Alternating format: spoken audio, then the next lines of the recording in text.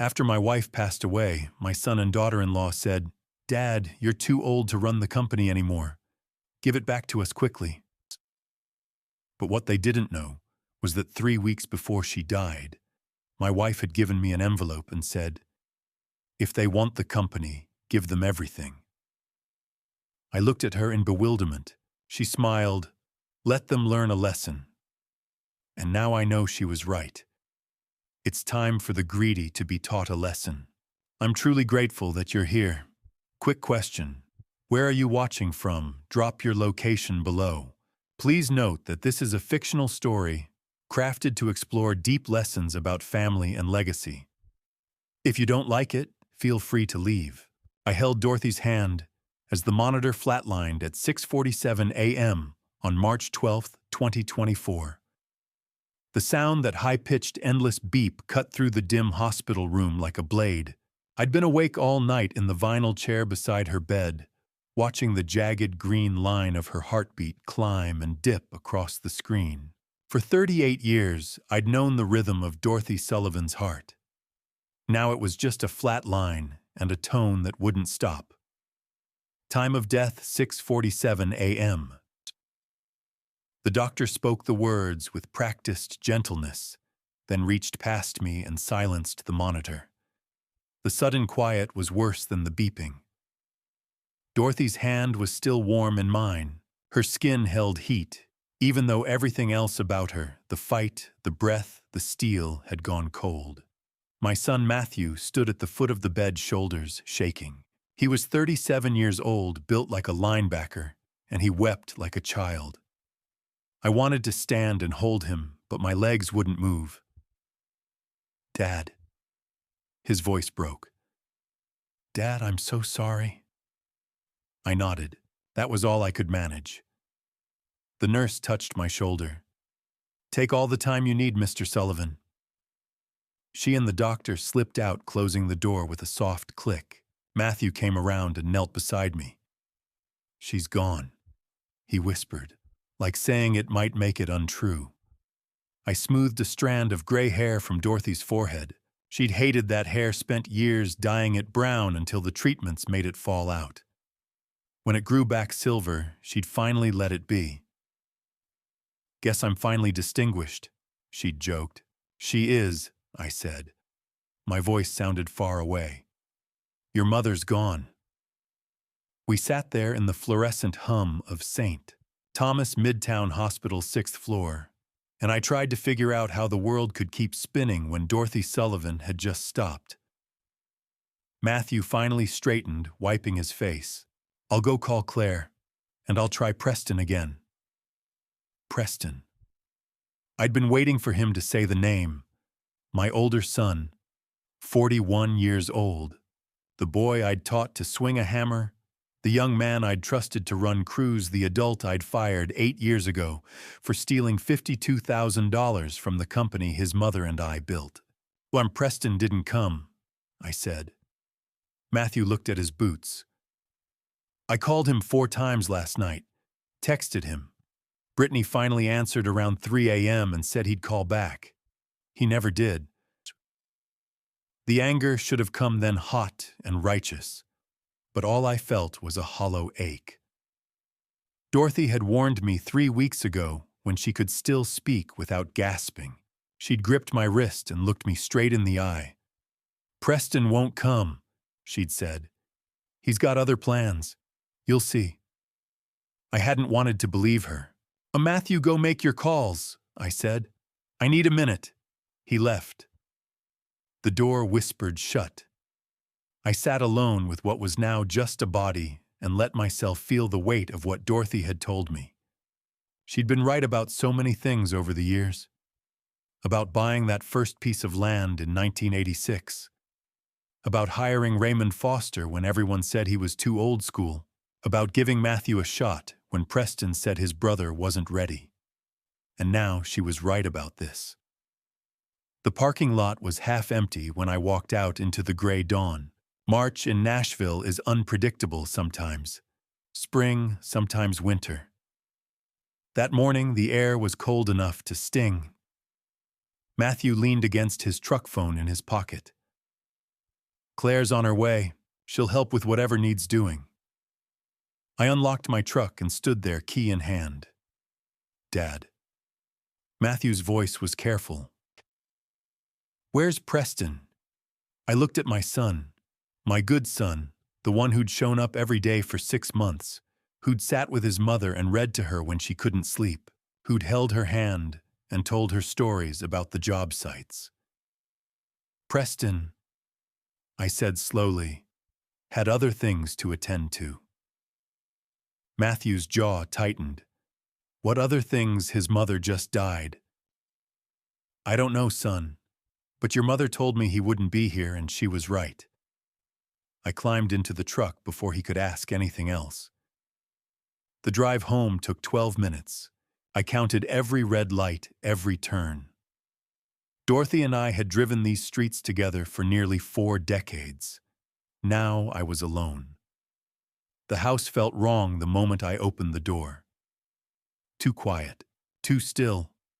I walked through the kitchen, where Dorothy's coffee mug still sat by the sink, past the photos on the wall, our wedding in 1986. The boys as kids, the company sign the day we hung it. I stopped in front of her chair. The blue recliner she'd claimed 20 years ago worn smooth in the armrests from where she'd sit every evening reviewing invoices. It was empty. It would always be empty now. I sat on the couch and pulled out my phone. No missed calls. No texts. At 9:30 a.m., 3 hours after Dorothy died, my phone finally rang. Preston's name lit up the screen. I let it ring twice before I answered. Dad. His voice was steady, businesslike. Matthew texted me. I'm sorry about Mom. Sorry. One word delivered like he was apologizing for missing a meeting. Where were you? I asked. A pause. I had some things to take care of. I would have been there if I could. If I could. Like his mother dying was a scheduling conflict. Your brother was there, I said. Your mother asked for you. Another pause, longer. Dad, I know this is hard. We'll need to talk about arrangements. And the business stuff, paperwork, assets, the will. We should meet with a lawyer. Paperwork. Assets. Will. Dorothy had been gone 3 hours, and my son was already dividing up her estate. Preston, I said quietly, your mother just died. I know. That's why we need to.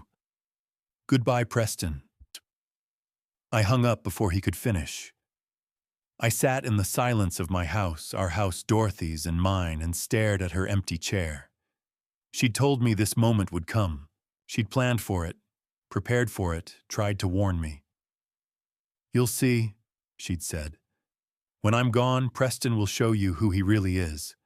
And Warren, when that happens, I need you to trust me. I need you to do exactly what I've asked. I hadn't understood then. But sitting in that quiet house, staring at the chair where my wife would never sit again, I understood perfectly. Dorothy had known. She'd seen it coming. And wherever she was now, she was watching to see if I'd have the strength to see her plan through. I looked at her chair one more time. I'll trust you, I whispered to the empty room. I promise.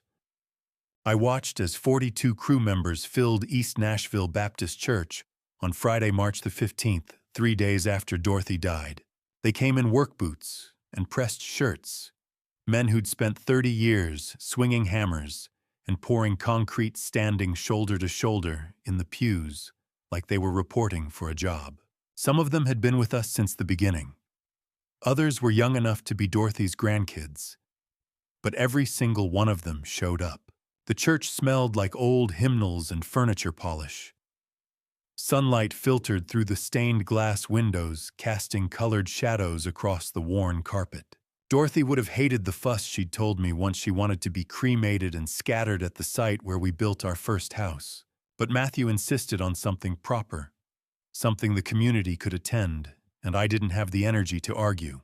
I sat in the front pew with Matthew on my left and an empty space on my right, where Preston should have been. The service was supposed to start at 10 o'clock. At 10:15, the sanctuary doors opened and Preston walked in with his wife, Brittany, 23 minutes late to his own mother's funeral. I didn't turn around, but I heard the whispers ripple through the crowd. Heard the shuffle of feet as Preston and Brittany made their way down the aisle. Matthew's hand tightened on my shoulder. Preston slid into the pew beside me, smelling like expensive cologne. "Sorry we're late," he muttered. "Traffic." I kept my eyes forward. There's no traffic in Nashville at 10 in the morning on a Friday. Not the kind that makes you 23 minutes late to say goodbye to the woman who gave you life. Brittany sat down next to Preston, and that's when I saw it. The dress. Cream-colored designer label probably cost more than most people's monthly mortgage, and dangling from the tag still attached to the back seam, $2,400. She'd bought a new dress for the funeral and hadn't even bothered to remove the price tag. Matthew saw it too. I felt him stiffen beside me.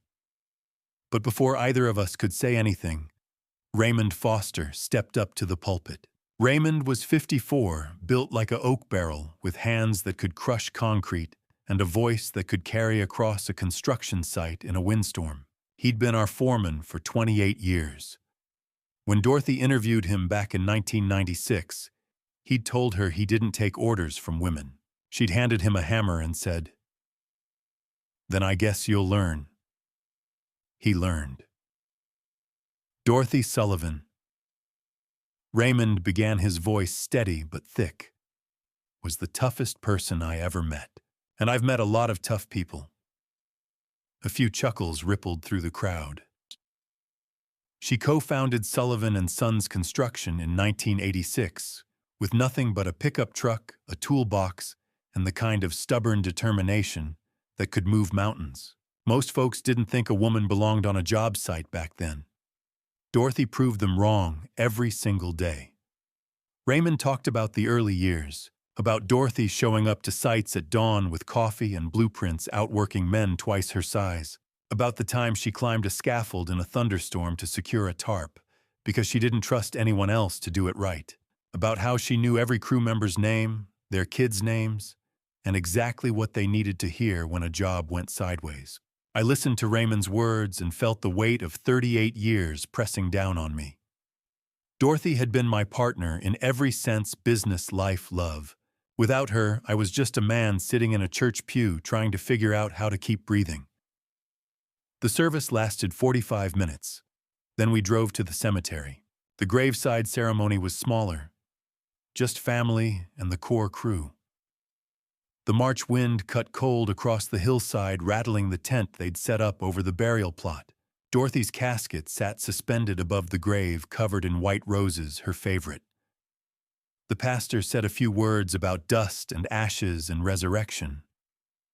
I stopped listening halfway through. I'd heard it all before. What I wanted was impossible. I wanted Dorothy back.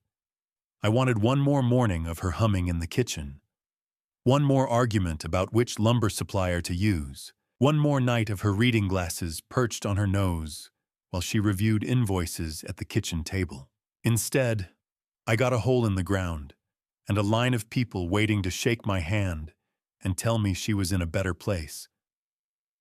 I was shaking hands on autopilot when I felt a small tug on my sleeve. Cooper. My grandson was 9 years old, all elbows and cowlick, wearing a suit that was already too short in the sleeves. He was Preston's boy, but he had Dorothy's eyes, sharp and gray, and way too observant for a kid his age. "Grandpa," he whispered, glancing around to make sure no one was watching. "Hey, buddy." I knelt down so we were eye level. "You doing okay?"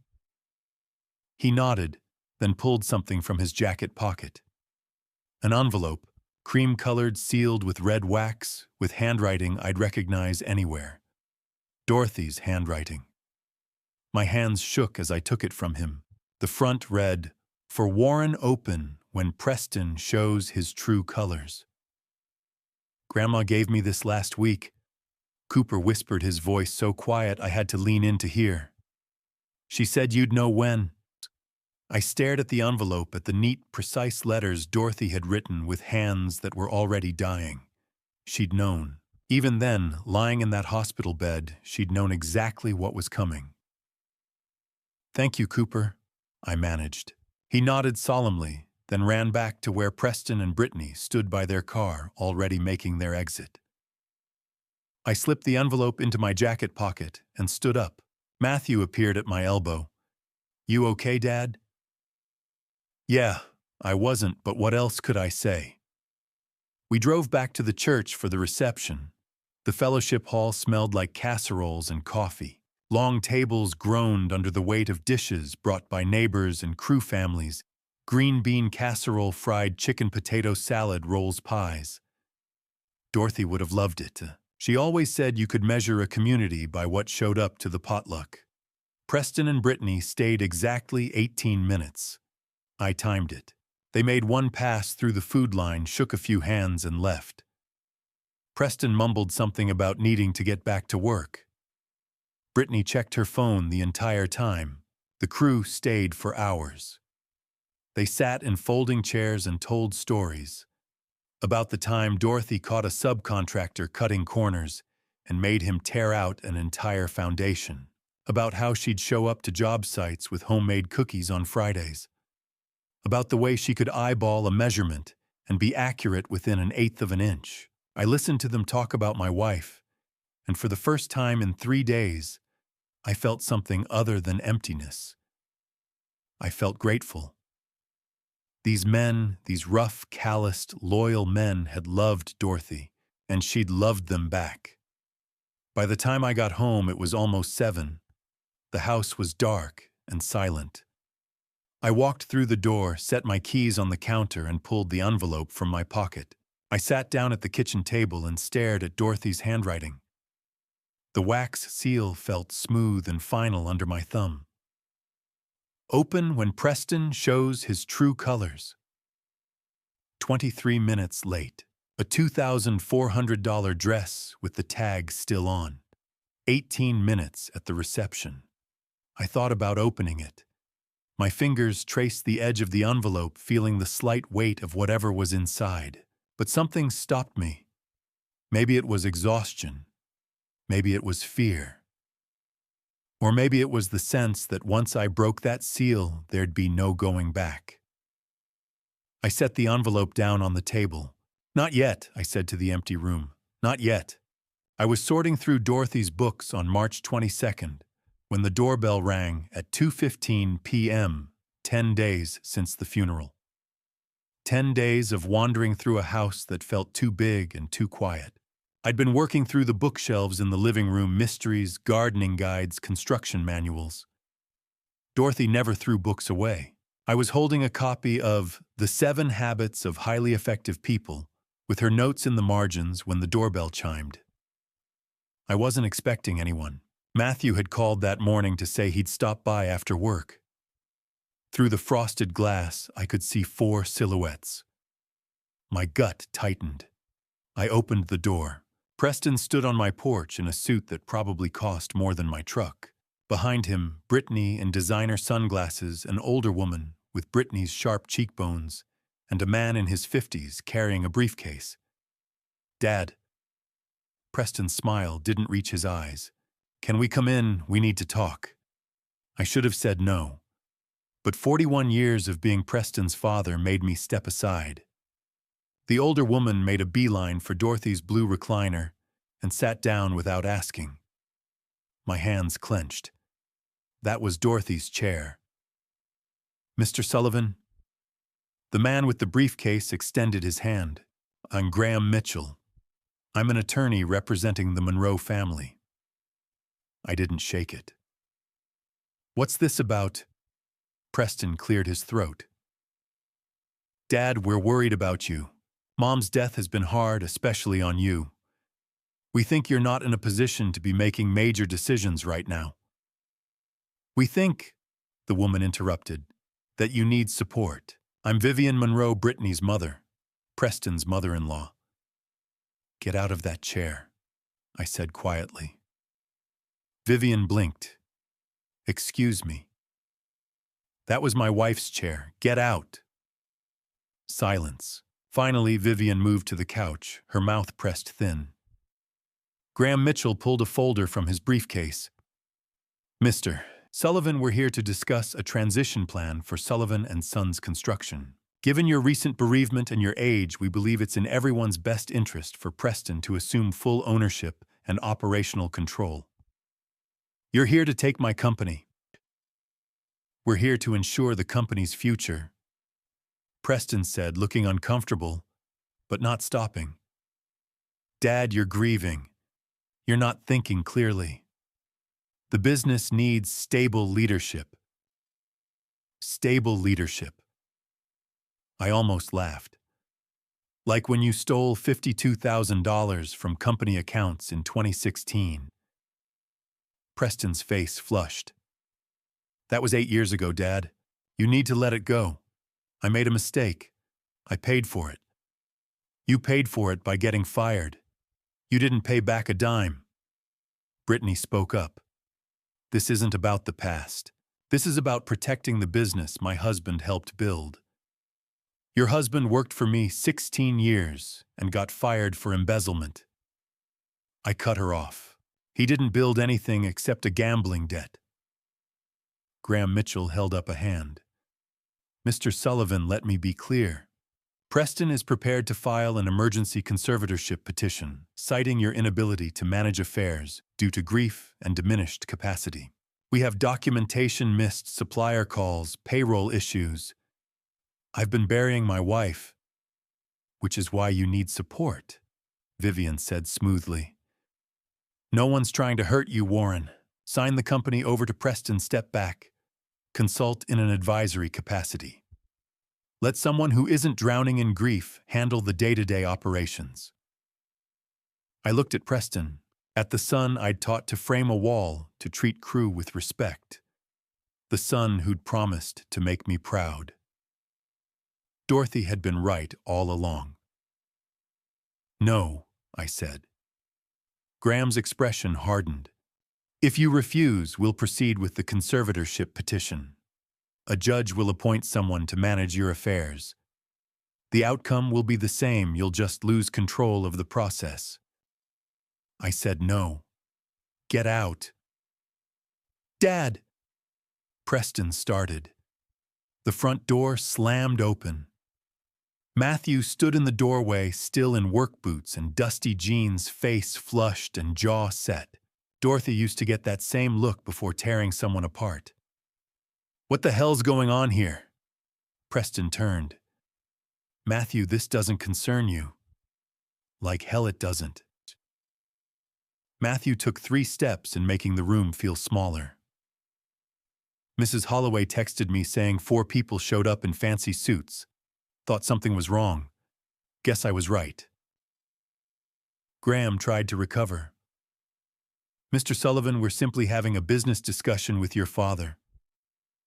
A business discussion. Matthew looked at each of them, Vivian in her expensive pantsuit, Brittany on her phone, Preston in his $1,000 suit.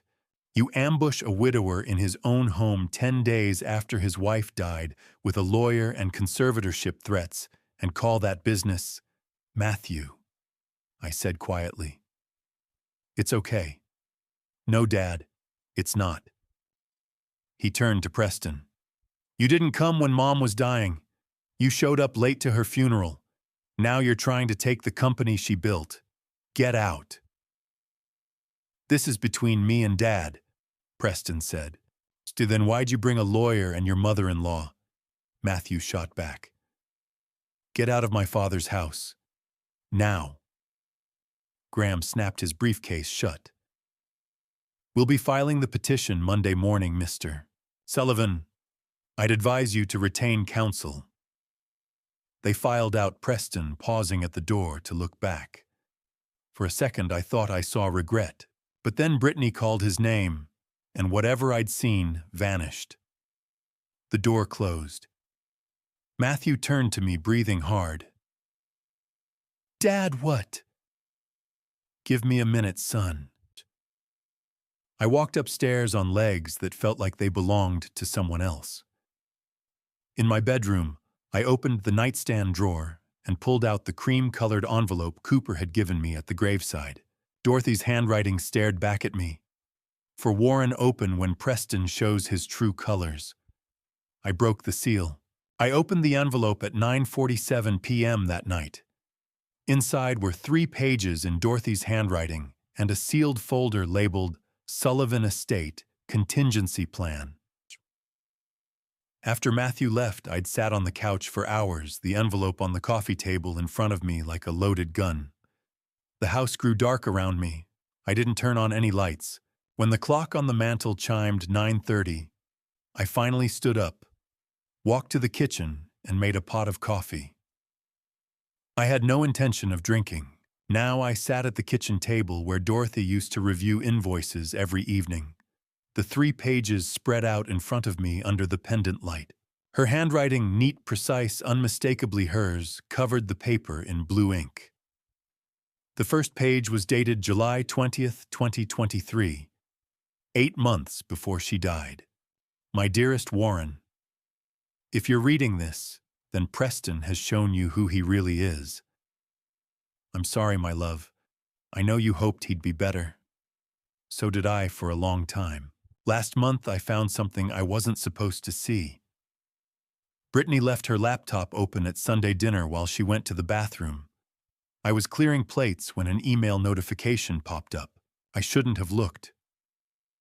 But the subject line said, Timeline, Sullivan Construction. And I couldn't stop myself.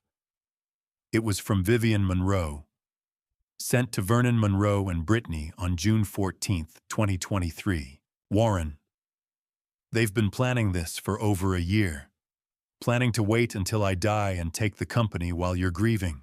Vivian laid it all out like a military operation. Preston gets 40% controlling interest. Vivian takes 30%. Vernon gets 20%.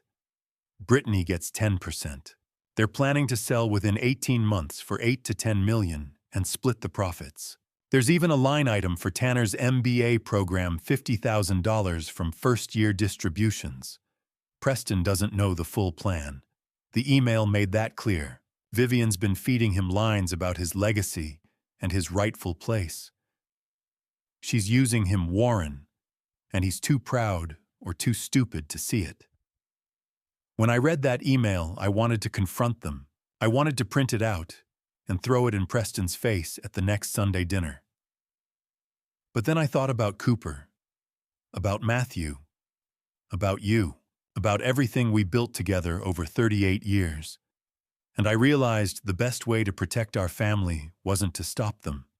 It was to let them take exactly what they wanted. Warren, I've built them a trap. I've spent the last month working with Edward Harrison.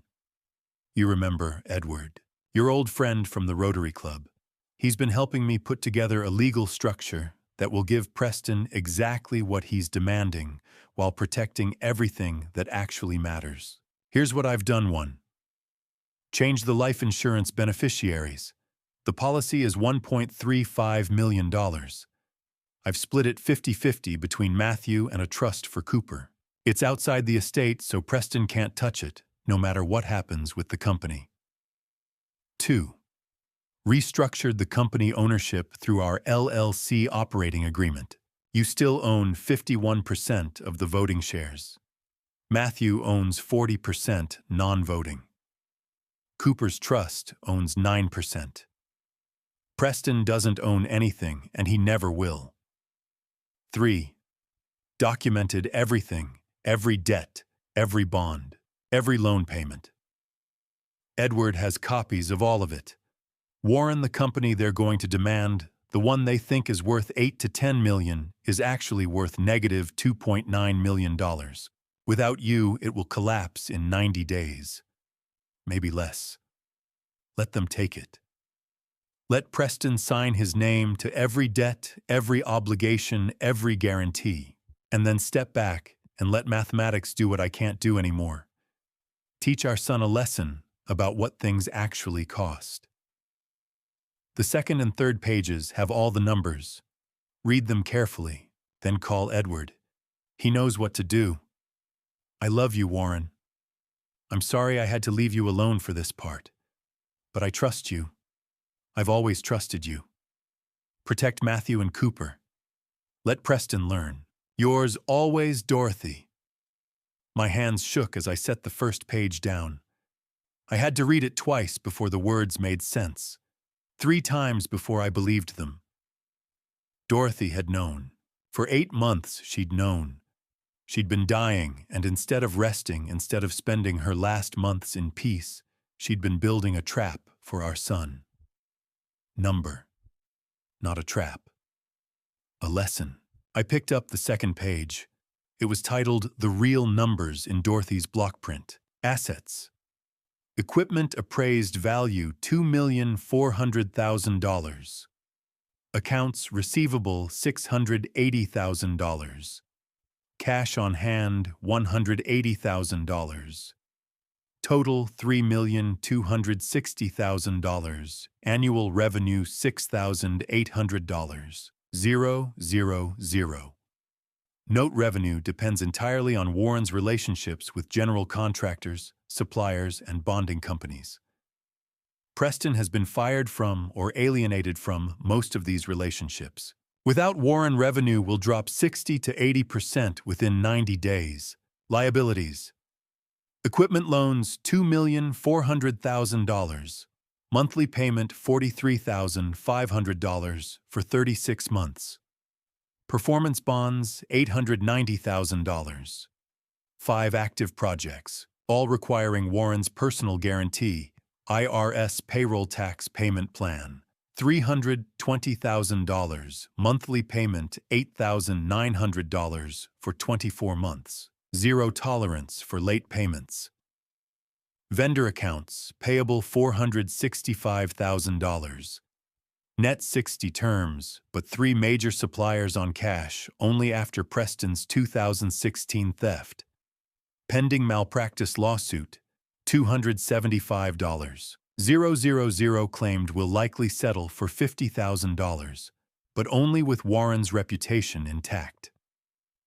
Commercial lease $8,500 per month for 48 months, equals $408,000 future obligation. Total liabilities $4,690. 000 net equity $2,890,000. At the bottom of the page, Dorothy had written in red ink, "Without Warren Sullivan, this company is worth less than nothing. Let Preston find out the hard way." The third page was shorter. A timeline. A step-by-step plan. Phase 1.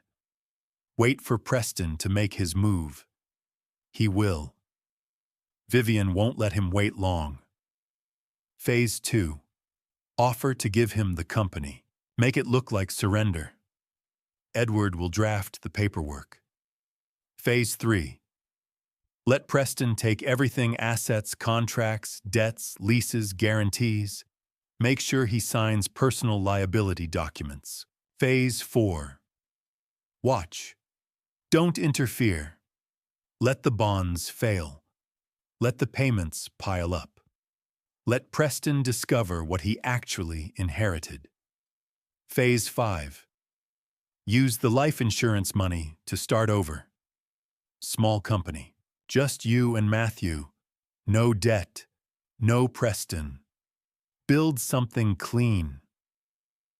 At the bottom, one last note. Warren, this will hurt. Watching Preston fail will hurt worse than anything except losing you. But some lessons can't be taught, they have to be learned. And some sons can't be saved from themselves. I love him. I will always love him. But I love you and Matthew and Cooper more. And I won't let Preston's greed destroy what we built together. Trust me. Trust the plan. And when it's over, start over. I sat at that table until the coffee in my mug went cold. I read all 3 pages again. Then I walked through the house, touching things Dorothy had touched. Her reading glasses on the side table, the framed photo of us at our wedding. The company invoice from our very first job in 1986, framed on the wall, $3,200 for a garage addition in East Nashville. She'd built this company from nothing, and now she was asking me to let it burn so she could save our family from the ashes. At 11:04 p.m., I pulled out my phone and called Matthew. He answered on the second ring, voice thick with sleep. "Ed, what's wrong?" "Nothing's wrong," I said. "But I need you to come over first thing tomorrow morning. Your mother left us instructions." A pause. Instructions for what? I looked down at Dorothy's handwriting at the numbers that added up to negative $2.9 million at the trap she'd spent 8 months building. Instructions. I said, for how to save this family. If you're still with me after that reveal comment, the number 2, so I know you're invested in seeing how this plays out. Just a quick note. The story ahead includes creative elements that aren't based on literal events. If you'd rather not continue, you're welcome to close the video here. I came home from the job site on July 15, 2023, and found Dorothy sitting at the kitchen table, her laptop open, tears streaming down her face. The letter in front of me was dated that day, 8 months before she died. Holding those pages at 11:04 p.m. on March 22, 2024, my mind pulled me back to that afternoon. I'd been working a residential project in Brentwood. Tennessee July heat, the kind that makes your shirt stick and every tool handle burn.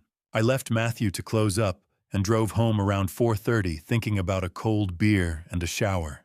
The house was too quiet when I walked in.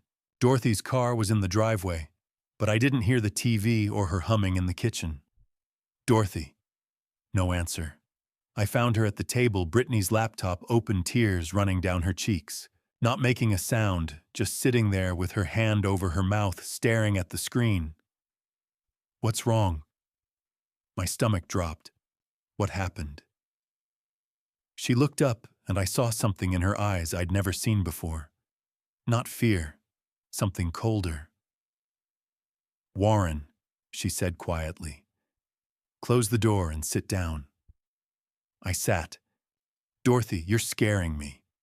She turned the laptop around. The subject line read, "Timeline Sullivan Construction." From Vivian Monroe to Vernon Monroe, Brittany Sullivan, date June 14, 2023, 11:47 p.m. Vernon Brittany, attached, is the preliminary breakdown. Dorothy's diagnosis is 6 to 12 months, according to what Preston told us. We wait until she passes, then move immediately while Warren is grieving and vulnerable. Percentages as discussed. Preston 40% controlling interest. Me 30%, Vernon 20%, Brittany 10%. Tanner gets $50,000 from first-year profits for his MBA program at Vanderbilt. Target sale price $8 to $10 million within 18 months of acquisition. Preston takes the title and runs operations. We take the money and exit clean. Key move fast. Warren is 64 and emotional. Graham Mitchell says conservatorship is the easiest legal route if he resists. We frame it as helping him through his grief. Critical Preston doesn't know the full plan yet. Keep him thinking this is about his legacy and rightful place in the company. He's easier to control when he thinks it's his idea. Once we have the company, we can handle Preston however we need to. Timeline month 1 to 3. After Dorothy established conservatorship or pressure Warren to sign over, company month 4 to 6, restructure operations, cut costs. Maximize revenue month 7 to 12, market to buyers. I have 3 firms interested. Month 13 to 18, close sale, distribute proceeds. This is happening, Vernon. 50 years building that dry cleaning business taught me one thing. You don't leave money on the table when someone else is too weak to pick it up. V. I read it twice. Where did you get this? Brittany left her laptop after Sunday dinner. Dorothy said, voice steady now. Said she'd pick it up this week. I was going to text her, but I thought I'd look up that banana bread recipe she mentioned. The laptop was open. This email was on the screen. Your diagnosis. When did you CAQ? May stage 4, 6 to 12 months, maybe longer with treatment. She said it like a weather report. I told Preston because he asked why I looked tired. I didn't know he'd tell Vivian. I didn't know she was planning this. They're circling like vultures, I said, hands shaking. You're not even gone yet. I know. Dorothy reached across and took my hand. Hers was steady. Warren, we're going to do something smarter. We're going to use this. We're going to protect Matthew and Cooper. She pulled out a yellow legal pad and clicked a pen. Drew a line down the center. Left side, assets. Right side, liabilities. What's the company actually worth? She asked. I knew by heart. Equipment, $2.4 million. Receivables, $680. Cash, $180. $3.26 million total. She wrote it down. Liabilities. Equipment loans, $2.4 million. $43.5 a month. Performance bonds, $890,000. IRS payment plan, $320,000. Vendor payables, $465. Pending lawsuit, $275, claimed settle for $50. Office lease, $8,500 a month for 4 more years. Dorothy added it up. $4.69 million in liabilities. She wrote at the bottom, net equity minus $2.89 million. I stared at the negative number. We're underwater. We're cash flow positive because of your relationships, she corrected. Contractors trust you. Bonding companies trust you. Suppliers extend credit because Warren Sullivan pays his bills, but take you out, the whole thing collapses. In 90 days, maybe less. She looked up with that hard look. Warren, what if we let them take it? What if we give Preston exactly what he's demanding? Dorothy, that's cruel. She set down her pen. They're planning to exploit your grief over my death. Vivian's got buyers lined up. She's treating this like a business transaction. Preston's part of it. She gestured at the laptop. And Brittany's sitting in our house while her mother plans this. So we fight them. We teach them. Her voice was quiet but firm. We let Preston take the company. He signs his name to every debt, every obligation, and then we watch what happens when he realizes what he inherited. I thought about our son, the boy with the toy hammer, the teenager framing houses, the man who'd stolen $52,000. It'll destroy him. It'll teach him. Warren, some lessons can't be taught with words. They have to be learned through consequences. Her voice wavered. Some sons can't be saved from themselves. But we can save Matthew. We can save Cooper. And when I'm gone, you won't be left with nothing. She pulled out her phone. Edward Harrison. You remember him from Rotary. He does estate law now. I'm calling him tomorrow. Dorothy. This is happening, Warren. Those steady gray eyes. Vivian thinks she's going to take what we built and sell it. Preston thinks he's entitled to a company he didn't earn. They think I'm too sick to fight, and you're too old to stop them. She tapped the legal pad. Let's prove them wrong.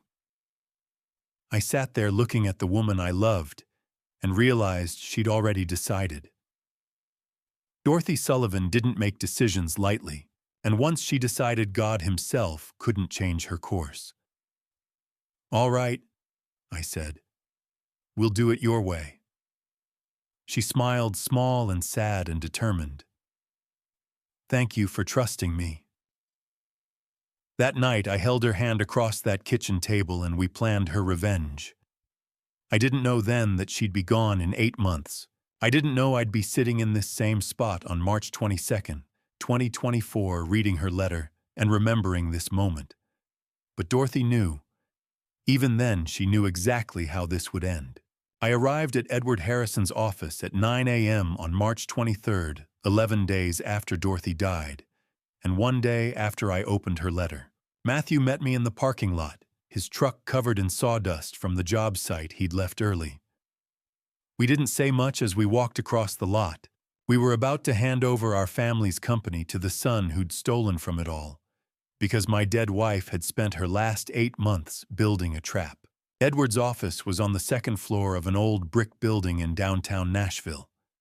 The kind of place that smelled like leather and coffee and decades of quiet legal work. His receptionist waved us straight through. Edward stood when we entered. 66 years old, gray hair combed neat, wearing a suit that had gone out of style 20 years ago. He'd been at our wedding, had drawn up our wills when the boys were born, lost his own wife to cancer 3 years back. Warren, Matthew. He shook our hands. I'm sorry we're meeting under these circumstances. He gestured to the chairs. Sit. I've got everything ready. On his desk sat a folder. Thick, cream-colored. The tab read, Sullivan Estate, Contingency Plan. Matthew stared at it. That's Mom's. Every word, Edward said. He opened it carefully. Your mother came to see me on July 22nd, 2023, a week after she found Vivian's email. She worked with me for 7 months through February of this year. We met twice a week, sometimes more. She was very specific. He pulled out a stack of papers. 47 pages of documentation. Legal structures, asset transfers, liability assignments, and one very carefully worded settlement agreement. Settlement, I said. The word tasted bitter. On paper, yes. In reality, it's a trapdoor. Edward spread the documents across his desk. Let me walk you through what Dorothy built. He picked up the first document. August 2023. Dorothy changed the life insurance beneficiary. $1,350,000 split clean. 50% to Matthew, 50% to a trust for Cooper. Named beneficiaries bypass probate entirely. Preston can't touch it. Matthew leaned forward. Mom did that last summer, while doing treatments. Edward set that aside and picked up another. September 2023. LLC operating agreement restructured. Warren, you retain 51% voting control. Matthew gets 40% non-voting. Cooper's trust gets 9%. Preston's name doesn't appear in the ownership structure. So legally, Preston doesn't own any of the company, I said. Correct. Never has. He was an employee. Edward pulled out a document marked with yellow tabs. This is the settlement offer. You, Warren, voluntarily relinquish operational control to Preston. In exchange, Preston drops any conservatorship petition, waives all future claims, and accepts the company as is with no warranties. As is, Matthew repeated. We're not hiding anything, but we're not explaining anything either. Edward flipped to a tabbed page. This is the assumption of liabilities clause. 9 pages. Dense legal language. Key sentence. By accepting transfer, Preston personally assumes responsibility for all known and unknown company debts, obligations, bonds, leases, and legal liabilities. He signs he owns the debt, I said. Every penny. Edward hefted another stack. Asset and debt disclosure. 47 pages. Every equipment loan bond, IRS payment vendor account lease. It's all here. Dorothy documented everything. Matthew read over his shoulder. Mom really thought of everything. Your mother was the most thorough client I've ever had. She anticipated every argument, every loophole. She even predicted they'd refuse a forensic audit. Why would they refuse? Matthew asked. Edward smiled without humor. Because an audit costs $35,000 to $40,000 and takes 6 to 8 weeks. Vivian doesn't want to wait. She wants the company now while Warren's grieving and vulnerable. Dorothy knew they'd be too greedy to look closely. I stared at the paperwork. So what's the timeline? Edward pulled out a single sheet with a numbered list in Dorothy's handwriting, the same yellow legal pad from July. Phase 1. We present the settlement. Make it look like surrender, like you're too tired to fight. Graham Mitchell takes it to Vivian, and she'll push Preston to accept immediately. Phase 2. We suggest a forensic audit. Strongly. Make it clear they should have an independent accountant review the finances before Preston signs. Dorothy predicted they'll refuse, but legally we need to offer. Phase 3. The signing. Formal transfer ceremony. Notarized. Legally binding. Preston takes ownership of every asset and every debt. Phase 4. We watch. First equipment loan payment is due 30 days after transfer, $43,500. Then the IRS payment.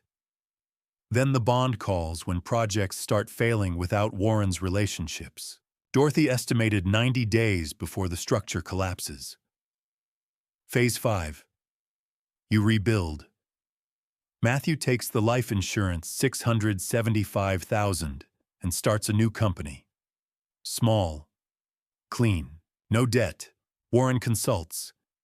You hire back loyal crew. And Preston learns what it costs to take something you didn't build. The room was quiet except for the old clock ticking. Matthew looked at me. Dad, are we really doing this? I thought about Dorothy at our kitchen table with that yellow legal pad. About her spending her last months building this instead of resting. About her crying over Vivian's email and then wiping her tears and getting to work. Your mother spent her last 8 months protecting you, I said slowly. She worked with Edward twice a week while dying to make sure you and Cooper would be safe. So yes, Matthew, we're doing this. Edward leaned back. Warren Dorothy made me promise something before she died. She made me swear I'd see this through with you, that I wouldn't let you back out. She said, Edward Preston needs to learn he can't take what he didn't build. And if Warren won't teach him, mathematics will. He slid a retainer agreement across the desk. Are you ready to honor Dorothy's wish? I picked up Edward's pen. Heavy, one of those old fountain pens that required actual pressure to write. I signed the retainer agreement. Edward would contact Graham Mitchell by end of day with our surrender offer. Edward called me on March 27th at 3:42 p.m. Warren, they rejected the forensic audit, just like Dorothy said they would.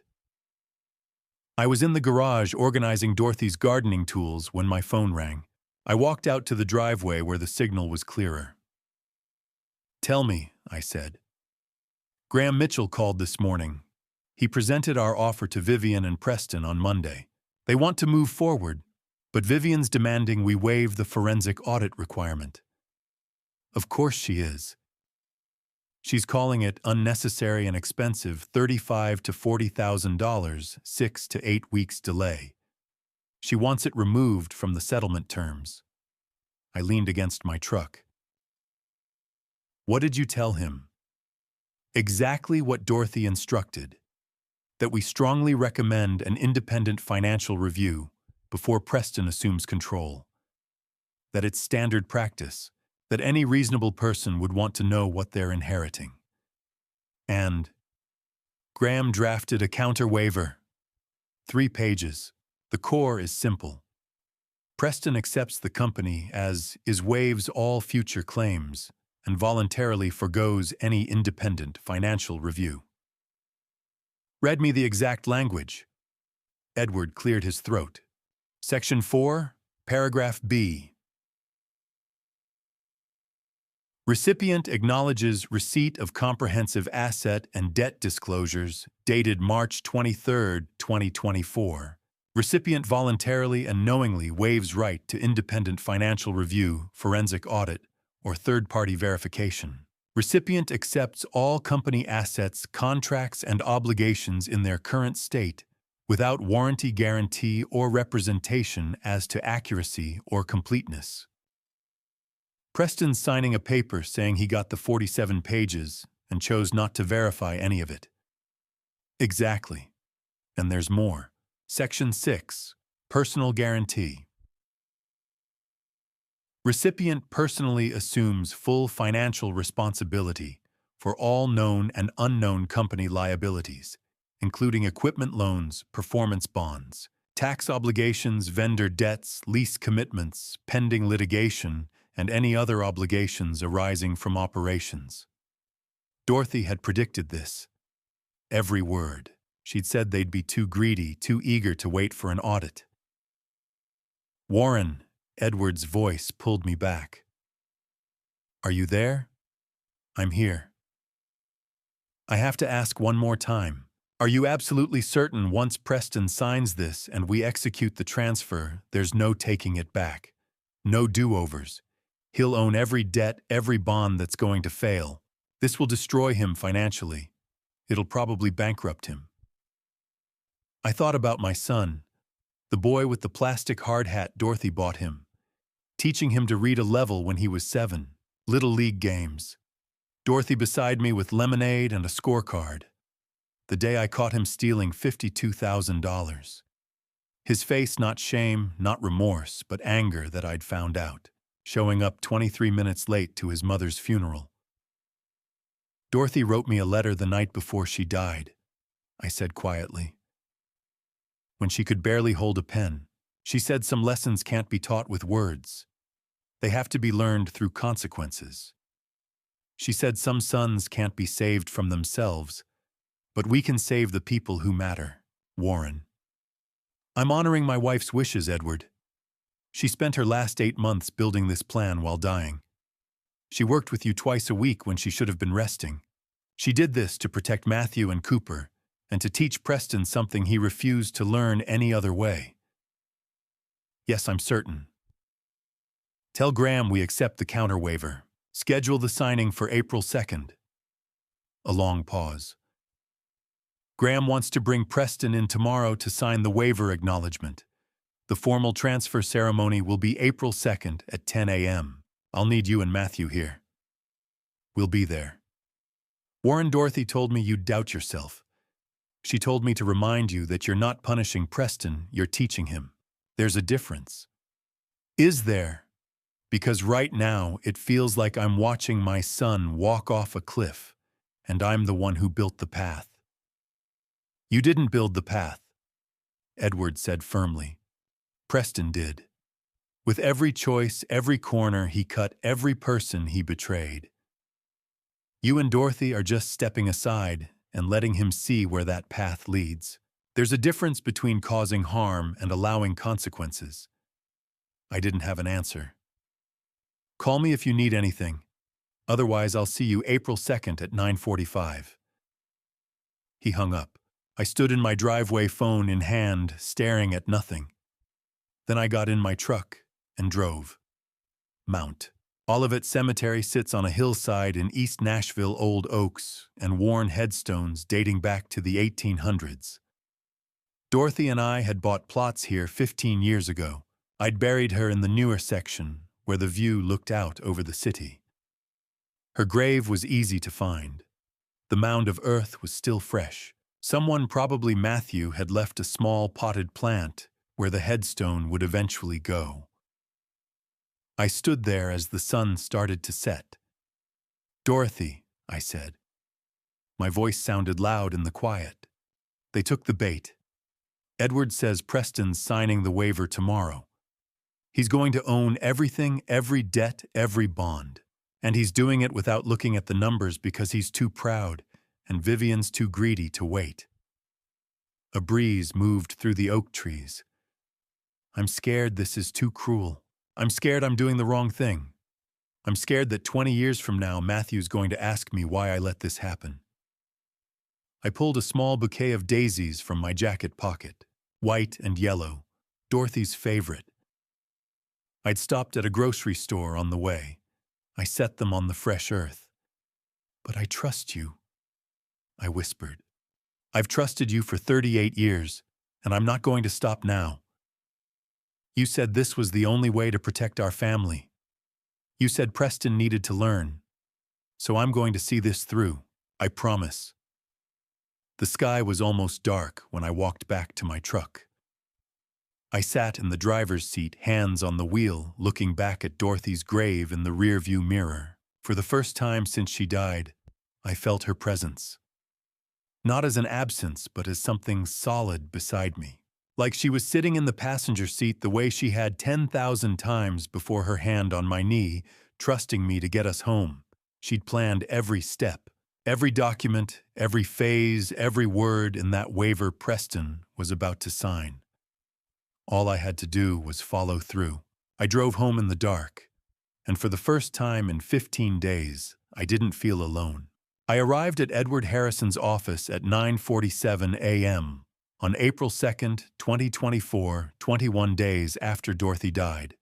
Matthew was already in the parking lot leaning against his truck. He looked like he hadn't slept. Neither had I. We'd spent last night at my kitchen table going over the numbers one more time, making sure we understood exactly what we were about to do. "You ready?" he asked. I wasn't. But I nodded anyway. Edward's conference room was on the second floor. 8-person table, dark wood windows looking out over downtown Nashville.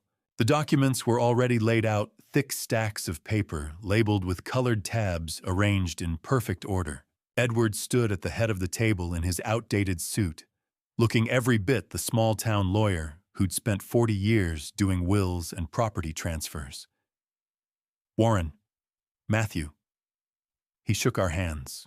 "We sit wherever you're comfortable." We took chairs on the near side of the table. I could see the folders from where I sat. Transfer agreement, asset schedule, debt disclosure, waiver of claims. At exactly 10 o'clock, the door opened. Preston walked in first, wearing a suit that probably cost $3,000. Brittany followed in heels that clicked against the hardwood. Then Vivian Monroe, 63, gray hair in a perfect salon cut, carrying a designer purse. Vernon Monroe behind her, 59, thick around the middle, already pulling out his phone. And finally, Graham Mitchell, briefcase in hand, looking like a man who just won a case. They took the chairs across from us. Preston sat directly opposite me. Our eyes met for a second, and he smiled. Edward cleared his throat. "Thank you all for coming. We're here to execute a transfer of operational control and assets of Sullivan & Sons Construction from Warren Sullivan to Preston Sullivan. I've prepared all necessary documentation in accordance with Tennessee business law and the terms agreed upon by both parties." He picked up the first document. "This is the transfer agreement. Warren Sullivan voluntarily relinquishes all operational control, management authority, and asset possession of Sullivan & Sons Construction to Preston Sullivan, effective upon signing and notarization." He set it in front of me. "This is the asset schedule. Equipment appraised at $2.4 million. Accounts receivable $680,000. Cash on hand $180,000. All assets transfer with the company." He moved to the next stack.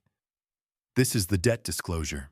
47 pages detailing all company liabilities, equipment loans, performance bonds, IRS payment obligations, vendor accounts, commercial lease commitments, and pending litigation. This document was provided to Mr. Preston Sullivan and his counsel on March 23rd. Graham Mitchell nodded. "We've reviewed the disclosure. And this," Edward said, picking up another document, "is the waiver of claims. Preston Sullivan acknowledges receipt of all financial disclosures, voluntarily waives the right to independent audit or verification. and accepts all company assets and liabilities in their current state. Preston Sullivan also agrees to personally guarantee all company debts and obligations. He looked directly at Preston. Mr. Sullivan Preston, you're assuming full responsibility for all company debts, including equipment loans with monthly payments of $43,500, performance bonds totaling $890,000, IRS payment plan of $8,900 monthly, and a commercial lease at $8,500 per month for the next 48 months. Do you understand what you're signing? Preston didn't hesitate. I built this company as much as my father did. I understand. Brittany smiled. Vivian nodded like a queen approving a decree. Vernon didn't look up from his phone. Edward turned to me. Mr. Sullivan Warren, do you wish to make a statement before we proceed? I looked at my son across the table, at the boy I'd raised, at the man he'd become. No, I said. This is what my wife wanted. I'm honoring her wishes. Preston's smile widened. Mom always knew I was the right one to run this company. Matthew's hand tightened on the armrest beside me. Edward slid the transfer agreement in front of me. Please sign and date here. I picked up the pen. My hand shook. I felt Matthew's hand on my shoulder, steady and solid. I signed my name, Warren James Sullivan. Dated it April 2nd, 2024, 10:08 a.m. Edward moved the document to Preston. Please sign here acknowledging acceptance of all terms and conditions. Preston signed with a flourish. No hesitation, no second thoughts. Edward notarized it with a stamp and a signature. Time 10 to 12 a.m. The waiver of claims came next. Preston signed that one even faster. Then the assumption of liabilities. Preston's signature bold and confident. Edward gathered all the documents, stamped the final page, and looked up. As of 10:23 a.m. on April 2nd, 2024, Sullivan & Sons Construction is under the ownership and operational control of Preston Sullivan. All assets, contracts, and obligations transfer effective immediately. Brittany stood and hugged Vivian. Vernon finally looked up from his phone and shook Preston's hand. Graham Mitchell pulled out an invoice for legal services, $8,400, half due today. Matthew and I stood. I didn't offer my hand to Preston, neither did Matthew. Congratulations, I said. My voice sounded hollow. We walked out. In the parking lot, Matthew stopped beside his truck. Dad. His voice was tight. Did we just make a terrible mistake? I looked back up at the second-floor window. Through the glass, I could see Preston laughing, gesturing with his hands, probably already planning what he'd do first. Your mother said to trust her, I said. So that's what we're doing. Matthew stared at me for a long moment. Then he nodded and got in his truck. I sat in my own truck for a minute before starting the engine. My hands were still shaking. Dorothy, I hope you knew what you were doing. I drove to the address Dorothy had given me in her letter.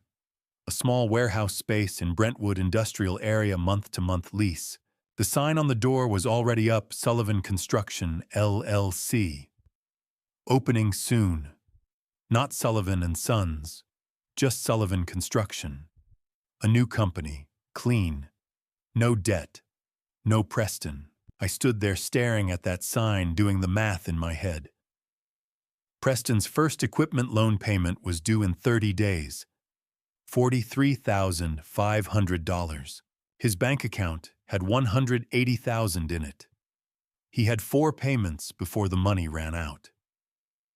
Matthew and I had 27 days to get ready for what came next. Edward called me on April 30th at 7:52 a.m. Warren, it started. Preston just called me in a panic about the first equipment loan payment. I was making coffee in the kitchen, Dorothy's old percolator that took 10 minutes, but made coffee that actually tasted like something. I set down the pot and carried the phone to the table. "Tell me," I said. "The payment's due tomorrow, May 1st. $43,500. Edward's voice was steady, but I could hear the edge underneath. Preston just discovered his bank account is at $136,500. He started with $180 on April 2nd. I know. He's been burning through overhead for a month. I could hear him doing math in the background before he got on the line with me. He said April only brought in 2 small projects, $118,000 collected. After payroll, utilities, insurance, vendor payments, and the lease, his expenses hit $43,600 for the month. I did the math in my head. 180 minus 43.6 was 136.4. So he's got exactly enough to make the payment and have $92,900 left. That's what he figured out. Then he realized his next payroll is due May 15th, $42,000, which leaves him with $50,900. And another equipment payment due June 1st. Exactly. Edward paused. Warren, he asked me if he could negotiate the payment. Spread it out, delay it, work out some kind of arrangement with the lender. What did you tell him? I told him equipment loans don't negotiate. You pay the $43,500 on time or they start the repossession process. Those are the terms he signed. What did he say? He hung up on me. I poured myself a cup of coffee and sat down at the kitchen table, the same table where Dorothy had written that letter, where she'd drawn up the numbers on her yellow legal pad and shown me exactly how this would play out. Edward, thank you for letting me know. Warren, I have to ask, are you prepared for how fast this might move? If Preston misses that payment tomorrow, the lender can start proceedings immediately. We're talking days, not weeks. I'm prepared, I said. Dorothy spent 8 months preparing me. After Edward hung up, I sat there with my coffee and watched the sun come up through the kitchen window. Somewhere across town, my son was staring at a bank statement and realizing that the company he'd fought so hard to take was already strangling him. Dorothy had been right about the 90 days. We were 28 days in, and Preston was already drowning. That evening, Matthew came over for dinner. Claire came with him carrying a casserole dish covered in aluminum foil. "Meatloaf," she said, setting it on the counter. "Your mom's recipe. Matthew said it was your favorite." It was. Dorothy used to make it every Sunday. The smell alone brought back 38 years of memories. We sat at the dining room table, the 3 of us in a house meant for 4. Claire served, while Matthew told me about the new job site they'd started in Brentwood. Small residential project, but clean work with a good client. "Raymond called me today," Matthew said halfway through dinner. He set down his fork. "He said Preston's been asking the crew to tighten their belts, delay expense reports, skip ordering supplies until the cash flow improves." I took a bite of meatloaf. It tasted exactly like Dorothy's. "What did Raymond say?" "He told Preston to shove it." Matthew almost smiled. Then he called me and said, "Tell your father I'm giving Preston 2 more weeks. After that, I'm out." I didn't spend 30 years building my reputation to watch it collapse under this kid. Claire looked between us. "Is Preston really in that much trouble?" "Yes," I said. "Are we just going to watch it happen?" Matthew reached over and took her hand. "Mom planned this, Claire. She spent the last 8 months of her life making sure Preston would take the company and everything that came with it. We're not watching it happen. We're honoring what she wanted." Claire was quiet for a moment. Then she nodded. "Dad," Matthew said, "do you feel guilty?" I thought about that. About Preston at 7 years old with his plastic hard hat. About Preston at 16 framing his first wall. About Preston at 33 stealing $52,000 and blaming everyone but himself. About Preston at 41 showing up 23 minutes late to his mother's funeral. No, I said.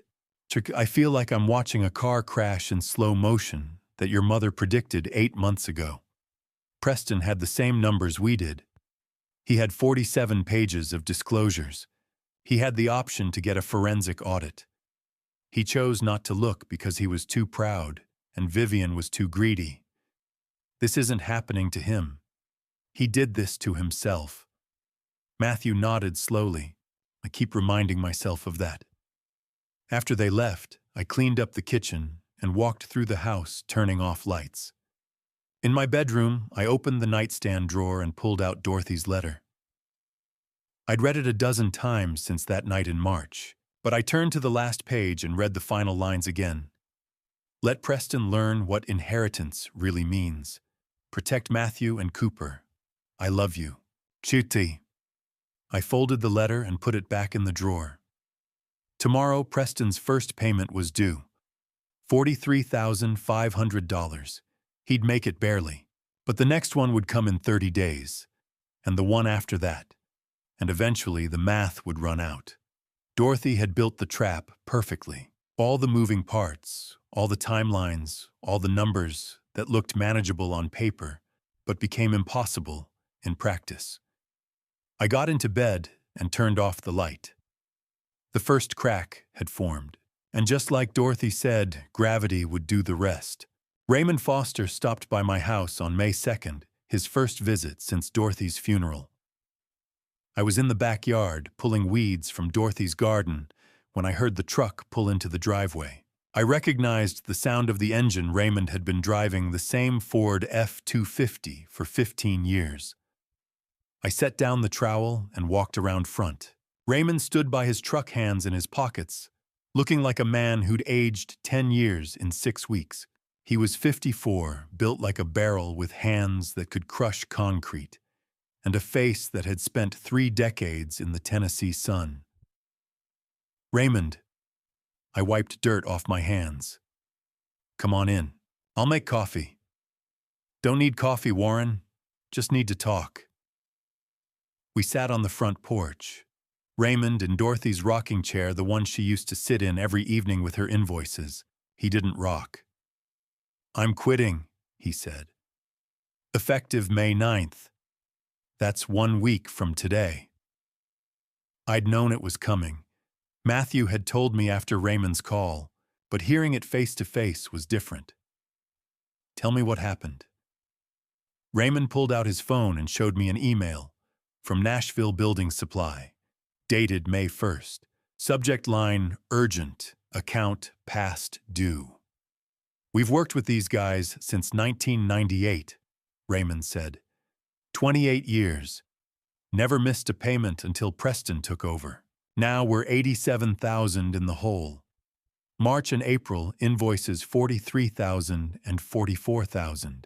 They sent this email yesterday saying we've got 7 days to pay in full or the account gets frozen.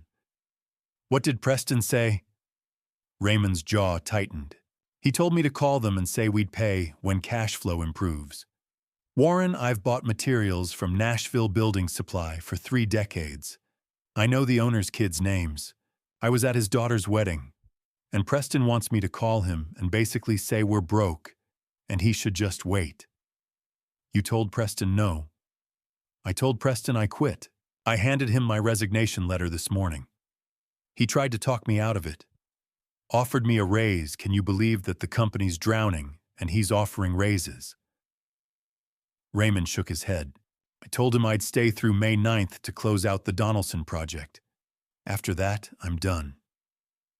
He pulled a folded paper from his shirt pocket and handed it to me. A resignation letter. Addressed to Sullivan and Sons Construction, Preston Sullivan, owner. I read it. I cannot in good conscience continue as foreman under leadership that jeopardizes vendor relationships and crew welfare.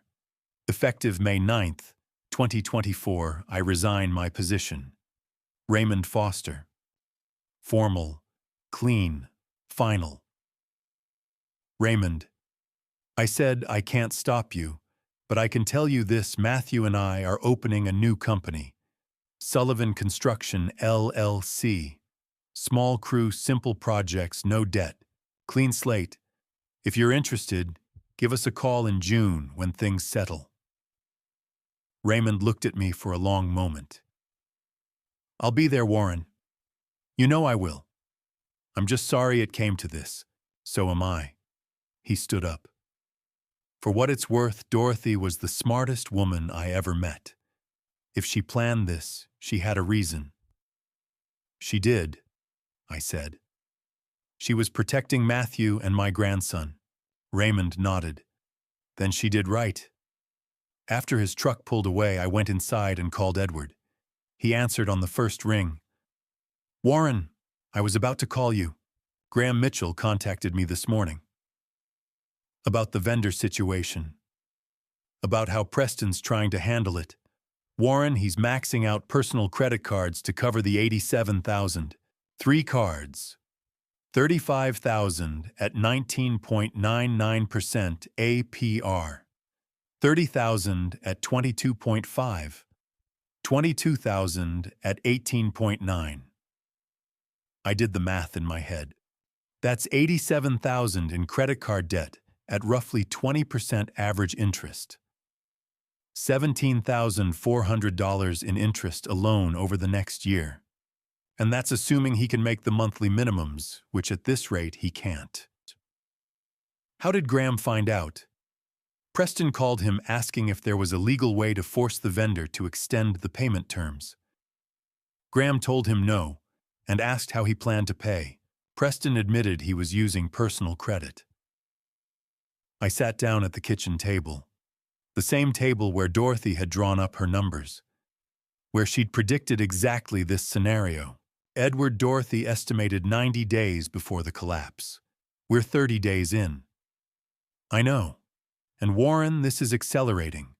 The vendor account freeze means Preston can't order materials for active projects. Without materials, projects stall. Without completed projects, there's no revenue. It's a death spiral.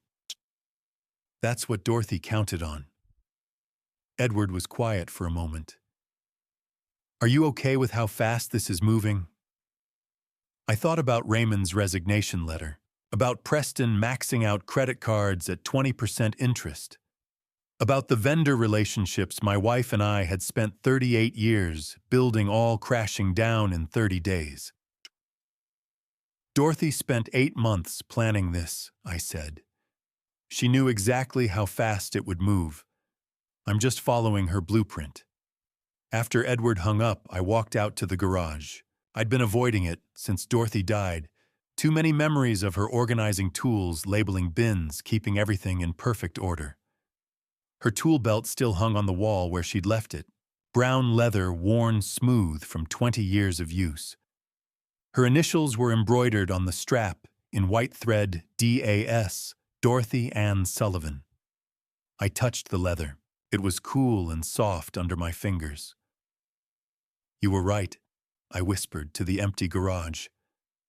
You were always right. Dorothy had known Preston would panic, known he'd make desperate moves like maxing out credit cards, known Raymond would quit rather than watch the company's reputation collapse. She'd built the trap so carefully that every move Preston made just tightened the noose. I stood there for a long time holding that tool belt and felt the weight of what we were doing.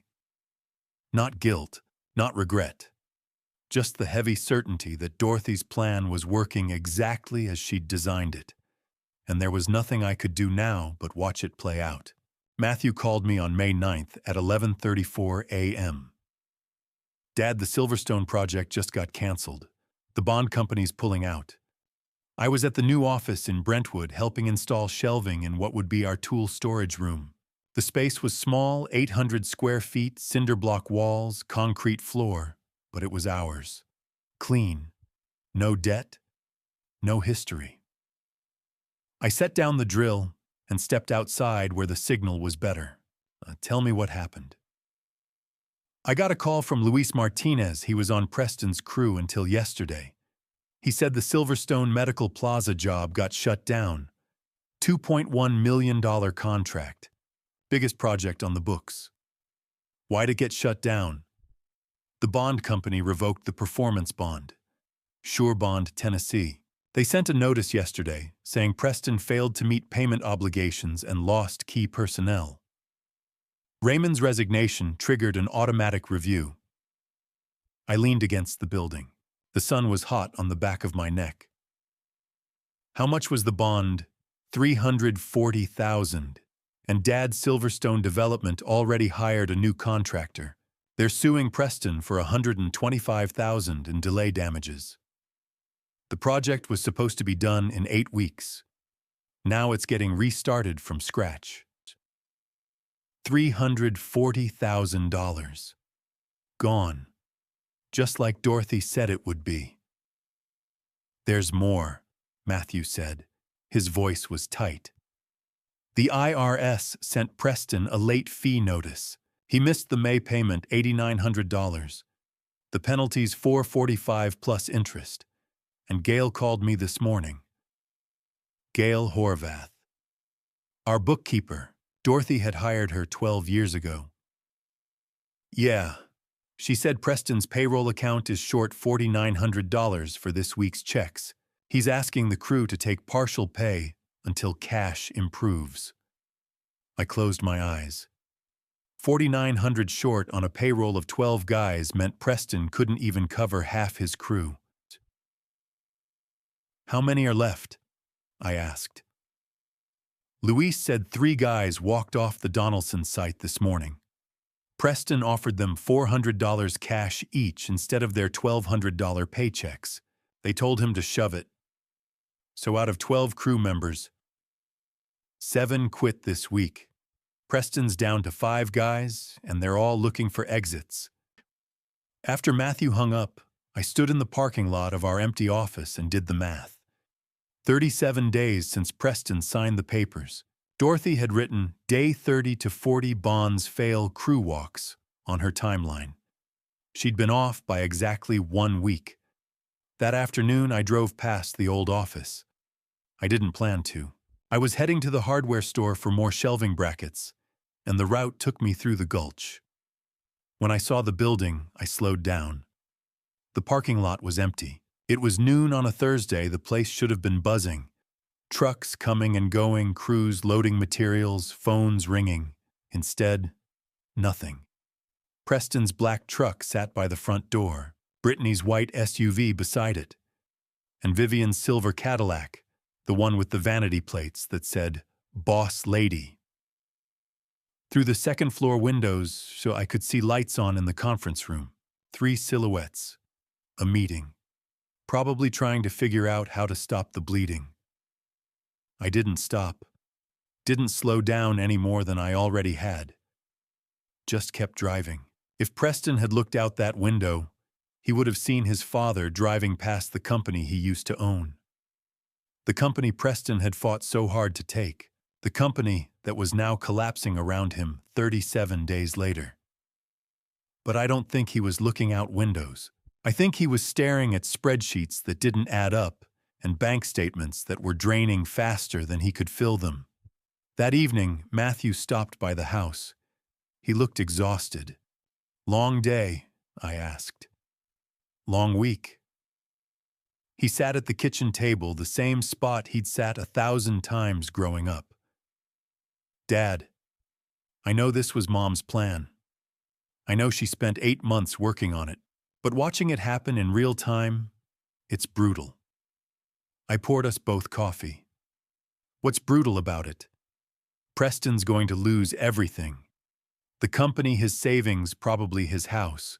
Bankruptcy lawsuits destroyed credit. And we're just watching.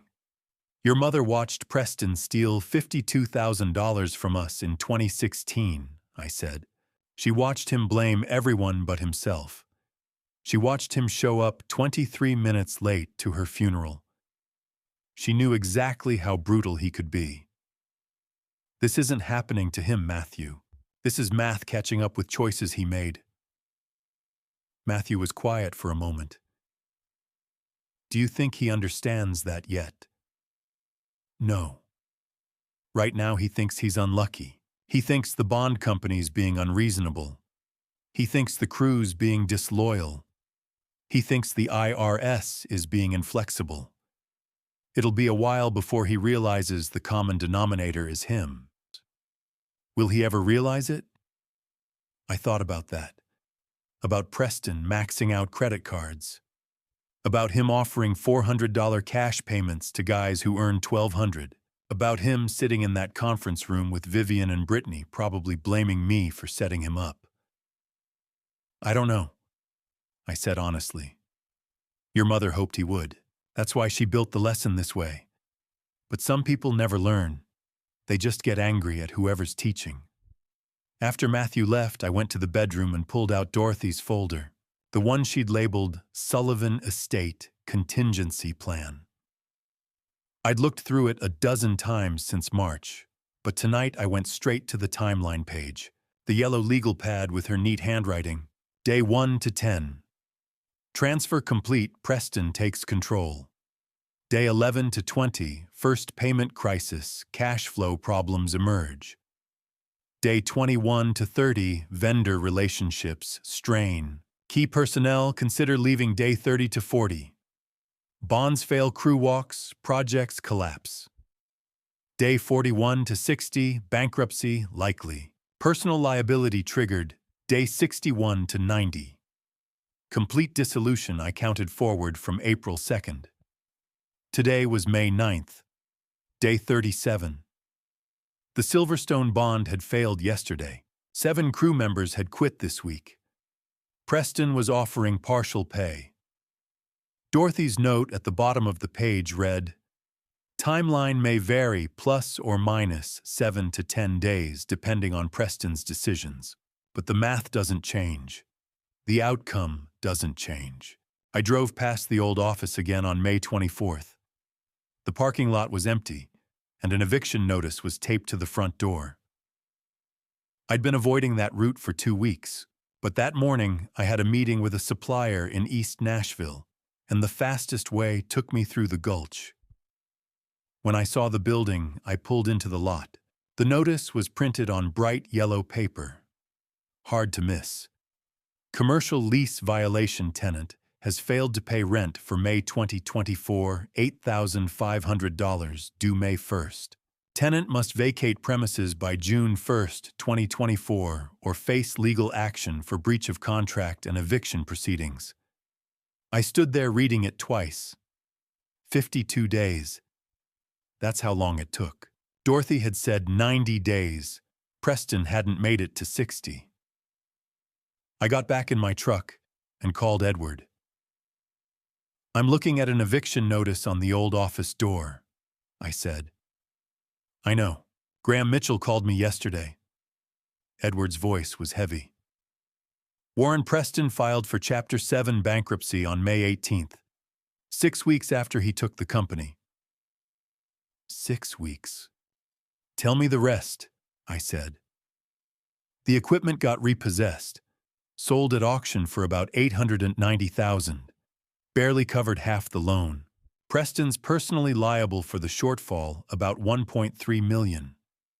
The bonding company called all the performance bonds, $340 on Silverstone, another $180 on smaller projects. $520,000 total, and they're suing Preston personally because the company's insolvent." I closed my eyes and listened. The IRS revoked the payment plan and filed a lien, $320,000, against Preston and what's left of the company. Nashville Building Supplies suing for the $87,000 vendor debt plus interest. The credit card's $87,000 at 20% are headed to collections. And the landlord suing for 6 months' rent, $51,000. How much total personal liability? About $680,000. That's what Preston personally owes after the bankruptcy clears out the company. Equipment loan, shortfall bonds, credit cards, lease guarantee. He signed personal guarantees on all of it. I thought about Preston sitting in that conference room with Vivian and Brittany, confident and smiling, signing paper after paper without reading them. Warren Preston called Graham yesterday asking if you'd be willing to buy the company back. Restructure it, take over the debts, give him another chance. What did you tell him? I told him there's nothing left to buy. The company's worth negative $1.8 million now. It's a crater. After Edward hung up, I sat in that empty parking lot for a long time. Through the windows, I could see the conference room where we'd signed the papers, the table where Preston had smiled and said, "Mom always knew I was the right one to run this company." 8 weeks later, it was gone. My phone rang. Unknown number. I almost didn't answer. "Hello, Warren," Brittany's voice, crying. "You did this on purpose. You set Preston up." I'd been expecting this call, dreading it maybe, but not surprised. "Brittany, don't. Just don't. You and Dorothy planned this whole thing. You gave Preston the company knowing it would destroy him. You knew. To your mother." I said quietly, sent an email to Vivian Monroe on June 14, 2023. I have a copy. In it, she outlined a plan to wait until Dorothy died and then take the company while I was grieving. The percentages were spelled out. 40% for Preston, 30 for Vivian, 20 for Vernon, 10 for you. Tanner's MBA fund. The whole thing. Silence. Dorothy found that email. I continued. She spent her last 8 months building a plan to protect Matthew and Cooper. She gave Preston exactly what he demanded, a company worth negative $3 million that would collapse without the relationships I'd spent 38 years building. Preston signed 47 pages of disclosures. He waived a forensic audit. He chose not to look at the numbers because he was too proud and your mother was too greedy. "We're losing our house," Brittany said. Her voice broke. "Cooper keeps asking why his daddy's angry all the time, why we can't afford things anymore. What am I supposed to tell him?" "Brittany, where was Preston when Dorothy was dying? Where was he when she took her last breath?" No answer. "He was planning this takeover. He didn't come to the hospital. He showed up 23 minutes late to her funeral. And now he's learning what it costs to take something you didn't build." She hung up. I sat there with the dead phone in my hand and felt nothing. Not satisfaction, not guilt, just exhaustion. That evening I drove to Mount Olivet Cemetery. Dorothy's headstone had been installed, gray granite, simple and clean. Her name, her dates, and the words we'd chosen together 15 years ago when we bought the plots. Dorothy Ann Sullivan, 1962 to 2024. Beloved wife, mother builder, she built with love. I knelt down and set a small bouquet of daisies against the stone. "Dorothy," I said. My voice sounded loud in the quiet. "It's happening exactly like you said. Preston filed bankruptcy 6 weeks after taking the company. He's personally liable for $680,000. The office got evicted. Brittany called me crying, and I don't feel the way I thought I would." The wind moved through the oak trees. I thought I'd feel satisfied, vindicated maybe, like justice had been done. But I just feel tired. Watching our son destroy himself even when he deserved the lesson, it's still watching our son suffer. I touched the cold granite. "I hope you were right about this," I whispered. "I hope Preston learns something. Because if he doesn't, then all of this, all the planning, all the pain, was just cruelty." I stood up, knees aching, and walked back to my truck. I drove home in the dark, and for the first time since Dorothy died, I felt doubt. Not about the plan, not about the math, but about whether Preston was capable of learning what Dorothy tried to teach him. The next morning, my phone rang at 7:15. Matthew. Dad, you're not going to believe this. Preston just showed up at our job site. He wants to talk to you. He's asking for work. Edward forwarded me an email chain on July 18th, 4 months after Dorothy died, with the subject line, FDWW. You need to see this. I was at the new office going over payroll with Matthew. We had 6 employees now, Raymond. 3 crew members from the old company who'd quit when Preston took over, and 2 new hires. Small operation, clean books, no debt. My phone chimed. I opened Edward's email and saw the attachment. What is it? Matthew asked. I don't know yet. I clicked the file. The email chain was dated June 14th, 2023, over a year ago, from Vivian Monroe to Vernon Monroe and Brittany Sullivan. Subject timeline, Sullivan construction acquisition. I started reading. Vernon Brittany, attached, is the preliminary breakdown. Dorothy's diagnosis is 6 to 12 months according to what Preston told us. We wait until she passes, then move immediately while Warren is grieving and vulnerable. Percentages as discussed. Preston 40% controlling interest. Me 30%. Vernon 20%, Brittany 10%. Tanner gets $50,000 from first-year profits for his MBA program at Vanderbilt. Target sale price $8 to $10 million within 18 months of acquisition.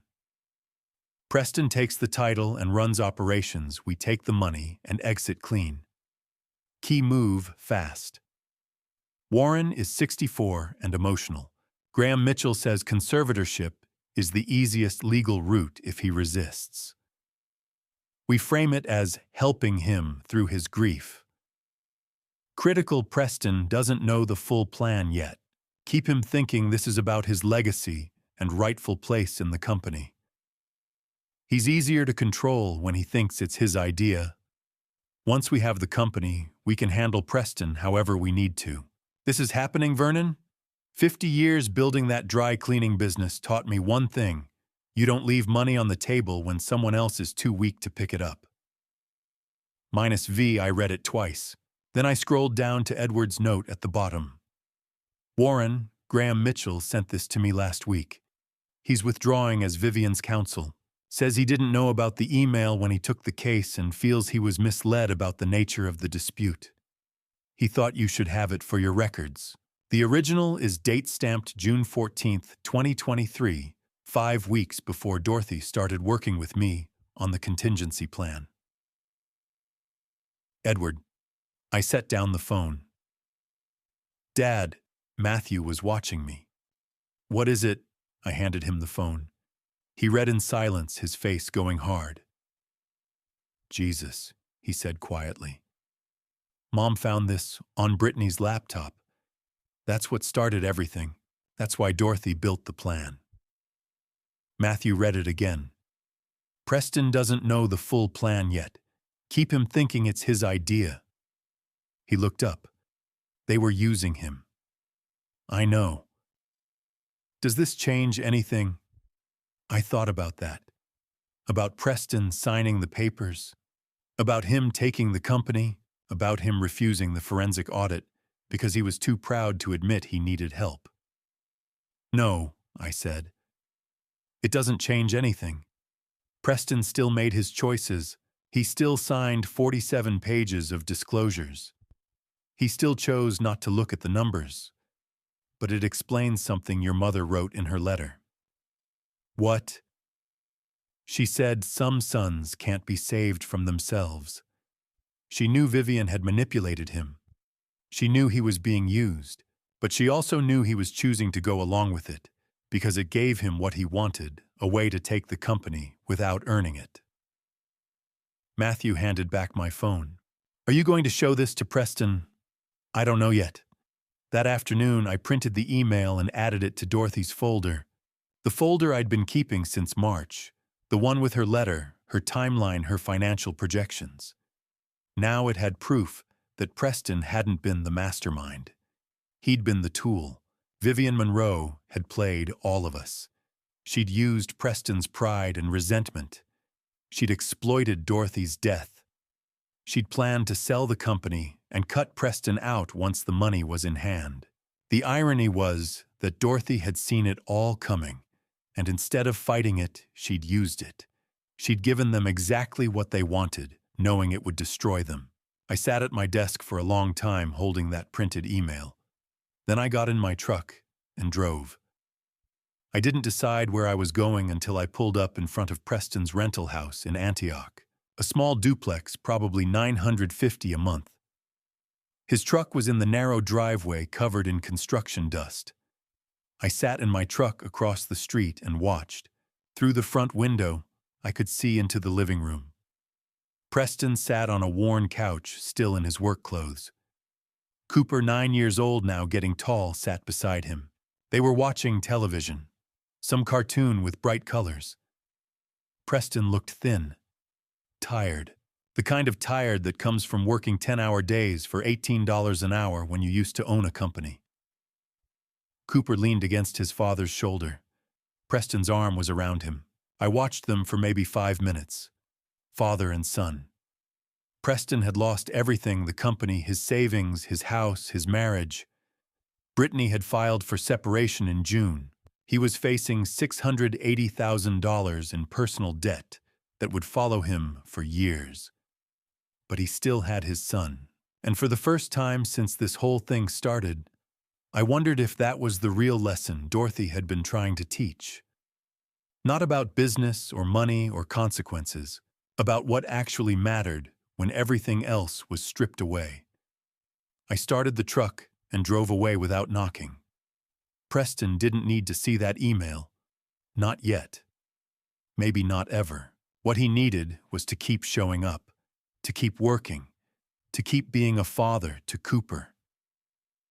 The email proved that Vivian had manipulated him, that he'd been used, but it didn't change the fact that Preston had made choices. Bad choices. Choices driven by pride and greed and resentment. Dorothy's plan hadn't been about revenge. It had been about teaching Preston what mattered. And maybe, just maybe, sitting on that couch with his arm around his son, Preston was finally starting to learn. I drove home in the summer twilight and thought about Dorothy. About her spending her last months planning this elaborate trap. About her dying with the knowledge that she wouldn't be here to see if it worked. I hoped she could see it now. See Preston on that couch with Cooper. See him working for Matthew. See him learning slowly and painfully what it meant to build something worth keeping. I drove away without knocking. Dorothy's plan wasn't about revenge. It was about teaching Preston what actually mattered. I just hoped he was ready to learn. I pulled up to Matthew's Brentwood job site on a September morning and saw Preston's truck already there, parked crooked near the lumber pile, dusty and dented, the same spot it had occupied since 6:45 a.m. It was a 20-unit housing development framing stage, and the sound of saws and hammers echoed across the lot. I stepped out of my truck and spotted Preston immediately, not because he stood out, but because he didn't. He wore a faded Carhartt jacket, jeans stained with sawdust, and steel-toed boots caked in dried mud. His tool belt sagged on his hips, the leather cracked and worn. No designer clothes, no $3,000 suit, just a man who'd shown up before dawn to work. He was teaching a 19-year-old kid how to read a speed square, his hands patient on the tool, his voice low and clear. See this line, that's your cut. You measure twice because wood's expensive, and mistakes cost the crew time. The kid nodded wide-eyed, and Preston handed him the saw. Your turn. I'll watch. I stayed by my truck, watching. 6 months ago, Matthew had hired him at $18 an hour, the same rate we paid first-year apprentices. Preston had taken it without negotiation, without complaint. He'd shown up early, stayed late, and kept his mouth shut. Matthew told me he was good with the younger guy's patient. Careful, the kind of teacher who remembered what it felt like not to know. It was hard to reconcile this man with the one who'd stolen $52,000 from us 8 years ago. With the one who'd missed his mother's death because he had other things to do. With the one who'd arrived 23 minutes late to her funeral. But Dorothy had seen something in him I hadn't. Or maybe she'd seen something that could be built if everything else was stripped away first. That evening, we gathered for Sunday dinner at my house, the same table Dorothy had set for 37 years. Matthew and Claire arrived first. Claire wore an engagement ring, now a small diamond, that caught the kitchen light, and she helped me pull the fried chicken from the oven while Matthew set the table. Preston came next, Cooper trailing behind him in a Titans jersey 2 sizes too big. The boy looked healthier than he had in July, less pale, more animated. He climbed into the chair next to Preston and started talking about a treehouse he wanted to build, and Preston listened the way fathers should, fully, without checking his phone. We ate Dorothy's Sunday menu: fried chicken, mashed potatoes, green beans, sweet tea, so cold it fogged the glasses. For a while, no one mentioned the company or the bankruptcy or the 18 months that had passed since Dorothy died. Then Matthew set down his fork and looked at Preston. "You've been with us 6 months," he said.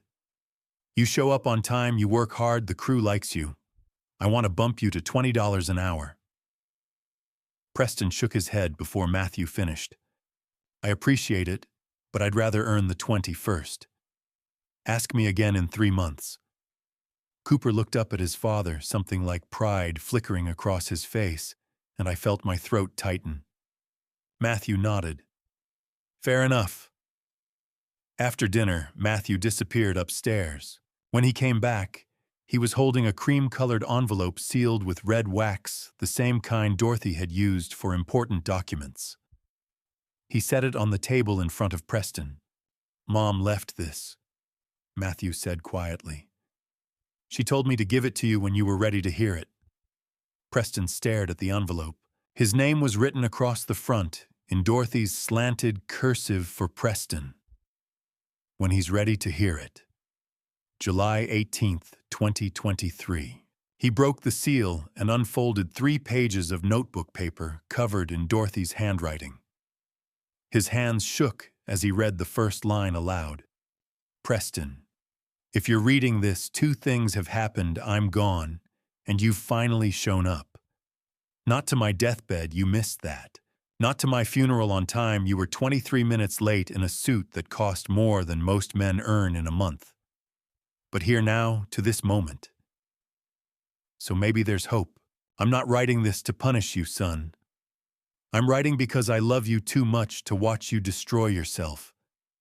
You stole $52,000 from your father and me in 2016. You've spent 20 years believing you deserved things you didn't earn: respect. You didn't build money. You didn't make a company you never helped create. So I built you a trap. The company you demanded was worth negative $2.9 million. Every asset carried debt. Every contract required relationships you never built. I gave you exactly what you wanted, knowing it would collapse under the weight of your entitlement. Not because I wanted revenge, because I wanted to save you. This letter is your real inheritance, Preston. Not money, a lesson. Nothing you don't build yourself can ever truly belong to you. If Matthew hired you, work harder than anyone. If Cooper still loves you, become the father he deserves. If your father will still speak to you, spend the rest of your life earning back what you stole, not the $52,000, but his trust. Real wealth is built with calloused hands, alarm clocks set before dawn, and showing up when it's hard. It's your son's respect, your brother's trust, your father's forgiveness. Not words, Preston, actions, scar tissue, persistence. I pray you're reading this in work boots, not dress shoes. I pray your hands hurt. I pray you've learned. That's your inheritance, son. The chance to become the man I always believed you could be. I love you. I always did. Mom. Preston set the letter down. His jaw worked, but no sound came out. Cooper climbed into his lap and wrapped his arms around his father's neck. And Preston held him tight, his face buried in the boy's hair. I reached across the table and squeezed his shoulder. "She always loved you, son," I said quietly. "Even when she was toughest on you." Preston nodded, still unable to speak. The next morning, Preston's alarm went off at 5:15 a.m., and for the first time in 20 years, he didn't hit snooze. Still watching Drop 515 below, if you understood the significance of that alarm clock moment, it's the heart of everything Dorothy was teaching. Before we wrap up, this story uses creative storytelling to examine meaningful lessons about inheritance and redemption. If this approach doesn't suit your taste, feel free to stop here. I sat in the back row of the Davidson County Family Courtroom on December 12, 2025, 21 months to the day since Dorothy died. The room smelled like floor polish and bitter courthouse coffee. Fluorescent lights hummed overhead, casting everything in a cold, institutional glare. Preston sat at the petitioner's table in a pressed navy button-down and khakis, his hands folded on a manila folder.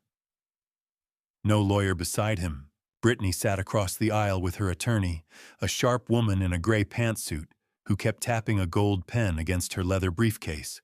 Cooper wasn't there. Judge Pearson had ruled the boy didn't need to testify, he was only 10, and this wasn't a contested abuse case. It was a modification hearing. Preston wanted 50-50 custody. Brittany wanted to keep things as they were, Tuesday and Thursday overnights, alternating weekends. I hadn't told Preston I was coming. Matthew knew he was waiting outside in his truck engine running, in case I needed to leave fast. But this was something Preston needed to do alone.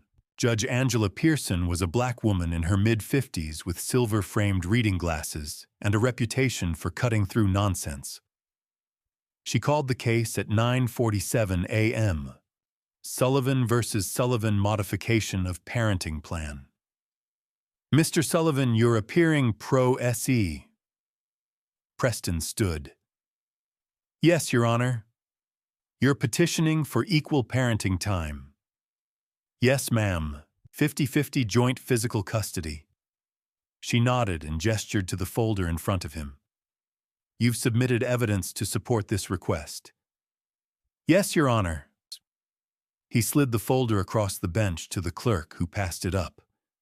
Judge Pearson opened it and began reading aloud, her voice neutral and deliberate. "Employment verification from Sullivan Construction, LLC. Current wage $22 per hour. Employed continuously for 21 months. She glanced up. "Your employer is—" "My brother, Your Honor, Matthew Sullivan."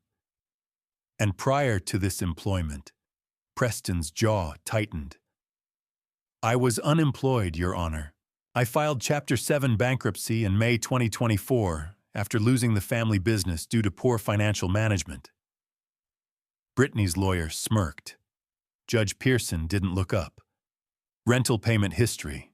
Current address." She squinted at the page. "Antioch, Tennessee. $950 per month. 21 months of on-time payments, no late fees." "Yes, ma'am." "School attendance documentation." She flipped through 3 stapled pages covered in handwritten dates. 21 months of drop-offs and pickups for Cooper Sullivan at Andrew Jackson Elementary. Perfect attendance, not a single missed day. Preston nodded. "Savings account statement. Current balance $7,200? "Yes, Your Honor." She picked up a single typed page. Character reference from Raymond Foster, construction foreman. He writes, "I have known Preston Sullivan for 12 years. 21 months ago, I would not have trusted him to hold a level. Today, I trust him to lead my crew, manage my projects, and represent my reputation. He is punctual, humble, and one of the most reliable men I have supervised." Judge Pearson set the letter down and lifted another sheet, this one on school letterhead. Statement from Cooper's fourth-grade teacher at Andrew Jackson Elementary. Quote, Preston Sullivan is present and supportive. He attends every parent-teacher conference, volunteers for field trips, and checks homework nightly. Cooper thrives emotionally and academically during the weeks he spends with his father. She closed the folder and looked at Preston over her reading glasses. Mr. Sullivan, tell me in your own words why I should grant you equal custody. Preston stood straighter. His voice was steady, no waver. Your Honor, I'm not here to make excuses. 21 months ago, I lost everything because I didn't earn it. I took what wasn't mine and believed I deserved it just because of my last name. I failed my family. I failed my father. And I failed my son. He paused, his palms flat on the table. I'm asking for 50-50 custody because I've spent every day since proving I can be the father Cooper deserves. I show up. I work. I save. I don't miss a day, not one. And when Cooper's with me, he knows I'm there not because a court order says I have to be, but because there's nowhere else I'd rather be. Judge Pearson studied him for a long moment. Then she turned to Brittany's attorney. Counsel, does your client oppose this modification? The lawyer stood smoothly. Your Honor, Ms. Sullivan believes the current arrangement serves the child's best interest. Mr. Sullivan's financial history raises legitimate concerns about long-term stability. He's been employed 21 months, Judge Pearson interrupted. He saved $7,200 on a $22 hourly wage while paying child support, rent, and living expenses. That's not instability, counsel. That's discipline. The lawyer sat down. Judge Pearson folded her hands and looked directly at Preston. The court finds clear evidence of sustained behavioral change. Mr. Preston Sullivan has demonstrated consistent employment, financial responsibility, and active parental involvement over an extended period of time. Petition for joint physical custody is granted. 50-50 parenting schedule effective immediately. Clerk will prepare the amended order. She brought the gavel down, once a sharp crack that echoed through the courtroom. Preston exhaled like he'd been holding his breath for 21 months. He mouthed thank you, but Judge Pearson had already moved on to the next case. I waited for him in the parking lot. He came out 15 minutes later, folder tucked under one arm, blinking in the December sunlight. When he saw me leaning against my truck, he stopped mid-step. Dad. Heard you won, I said quietly. He nodded, his throat working. Yeah. I pushed off the truck and walked toward him. Your mother would be proud of you, son. His face crumpled. He crossed the asphalt in 3 long strides and wrapped his arms around me, the first time he'd hugged me in 3 years. He smelled like nervous sweat and cheap aftershave, and his shoulders shook hard. I hope so, Dad, he whispered against my shoulder. I hope so. I held him tight and let him cry. When he finally pulled back, he wiped his eyes with the heels of his hands and gave me a shaky smile. I gotta go pick up Cooper, he said. Tell him the news. Go, I said. He's waiting. Preston climbed into his truck, a dusty blue 2019 Silverado he'd bought with cash 6 months earlier for $14,500. The engine coughed to life and he backed out carefully, one hand raised in a wave. I watched Preston drive away in his 2019 Silverado, the truck he'd bought with cash for $14,500, and felt something I hadn't felt in nearly 2 years, hope. I set the table for 5 people on Sunday, the December 15th, 2025, 3 days after the custody hearing, using Dorothy's best china for the first time since she died. The dishes were cream-colored, with thin gold trim, delicate enough that I was always afraid I'd break one. Dorothy had only used them for special occasions, Thanksgiving, Christmas, the night Matthew got his contractor's license. Now they sat on the oak table she'd refinished by hand in 1992, catching the winter sunlight that poured through the kitchen window. Matthew and Claire arrived first at 4:30. Claire was 5 months pregnant now, her belly starting to show beneath a loose sweater. She wore the engagement ring Matthew had given her in October, a small diamond on a silver band, nothing fancy, but she never took it off. She hugged me at the door and immediately started helping me pull the fried chicken from the oven. Preston and Cooper showed up 10 minutes later. Preston carried a store-bought pecan pie. "I know it's not as good as yours, Dad, but I tried." And Cooper ran straight to the table, eyes wide. "Grandpa, are those Grandma's fancy plates?" "They are," I said. "Does that mean it's a special occasion?" "It does." Cooper grinned and climbed into the chair that used to be Dorothy's, and I didn't have the heart to stop him. We ate Dorothy's Sunday menu fried chicken so crisp it crackled when you bit into it. Mashed potatoes whipped with butter and cream, green beans cooked with bacon, and sweet tea so cold the glasses fogged in your hand. For dessert, Claire had baked a peach pie, using Dorothy's recipe, the crust golden and flaky, and Cooper ate 2 slices before anyone could stop him. Halfway through the meal, Matthew cleared his throat. "Dad, I want to talk business for a minute." I nodded.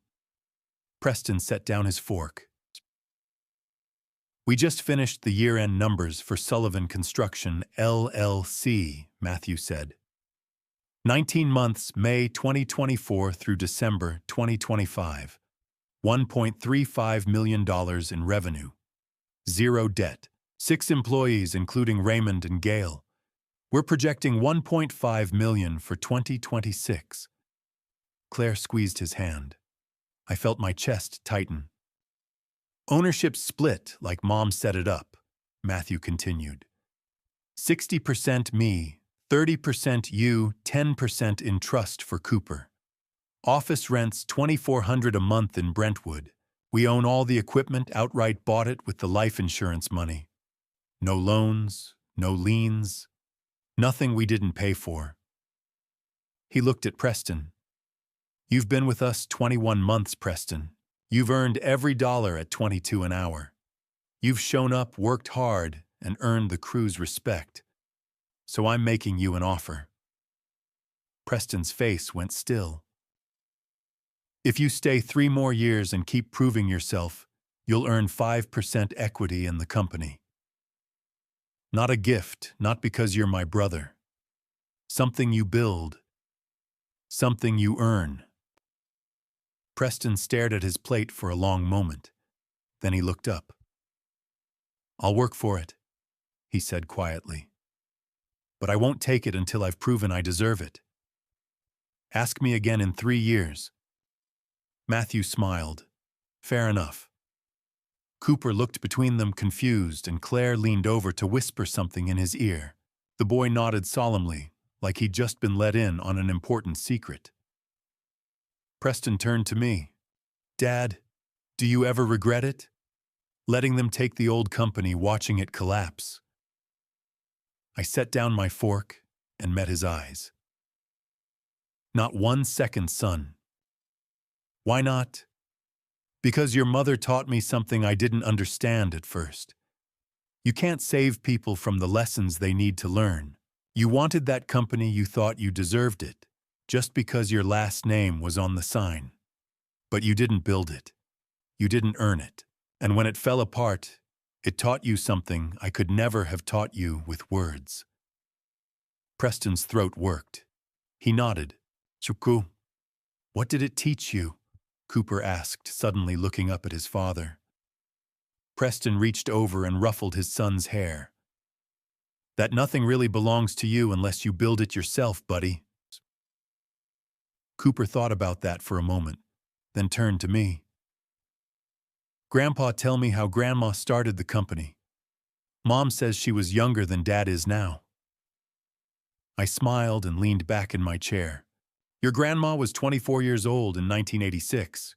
She bought a beat-up Ford truck for $800, borrowed my tools because she didn't have her own yet, and took a job fixing a sagging porch in East Nashville for $800. She worked 16-hour days, saved every penny, and treated every customer like family. When people asked her why she worked so hard, she'd say, because I'm building something that'll last longer than I will. I looked around the table at Matthew, who had Dorothy's steady hands, at Preston, who finally understood what it meant to build something, at Cooper, who was just beginning to learn, at Claire, who carried the next generation. She built this company $1 at a time, one house at a time, one handshake at a time. And when she was done, it wasn't just a business, it was a legacy. Cooper nodded his eyes wide, and I could see Dorothy in the way he listened, the way he leaned forward like every word mattered. That night, after everyone had gone home, I pulled the lockbox from under the bed. Inside was one final envelope, Dorothy's last letter to me with handwritten instructions. Open on the night of December 12th, 2025, 21 months after I'm gone. 3 days earlier, on the night of December 12th, I opened the envelope at 10:15 p.m. on December 12th, 2025, 21 months, and 3 hours after Dorothy died. At 6:47 a.m. on March 12th, 2024. I sat alone in our bedroom, the same room where she'd spent her final weeks. Her wedding photo from 1986 sat on the nightstand, Dorothy at 24, in a simple white dress, me at 26, in a borrowed suit, both of us grinning like we'd just won the lottery. In a way, we had.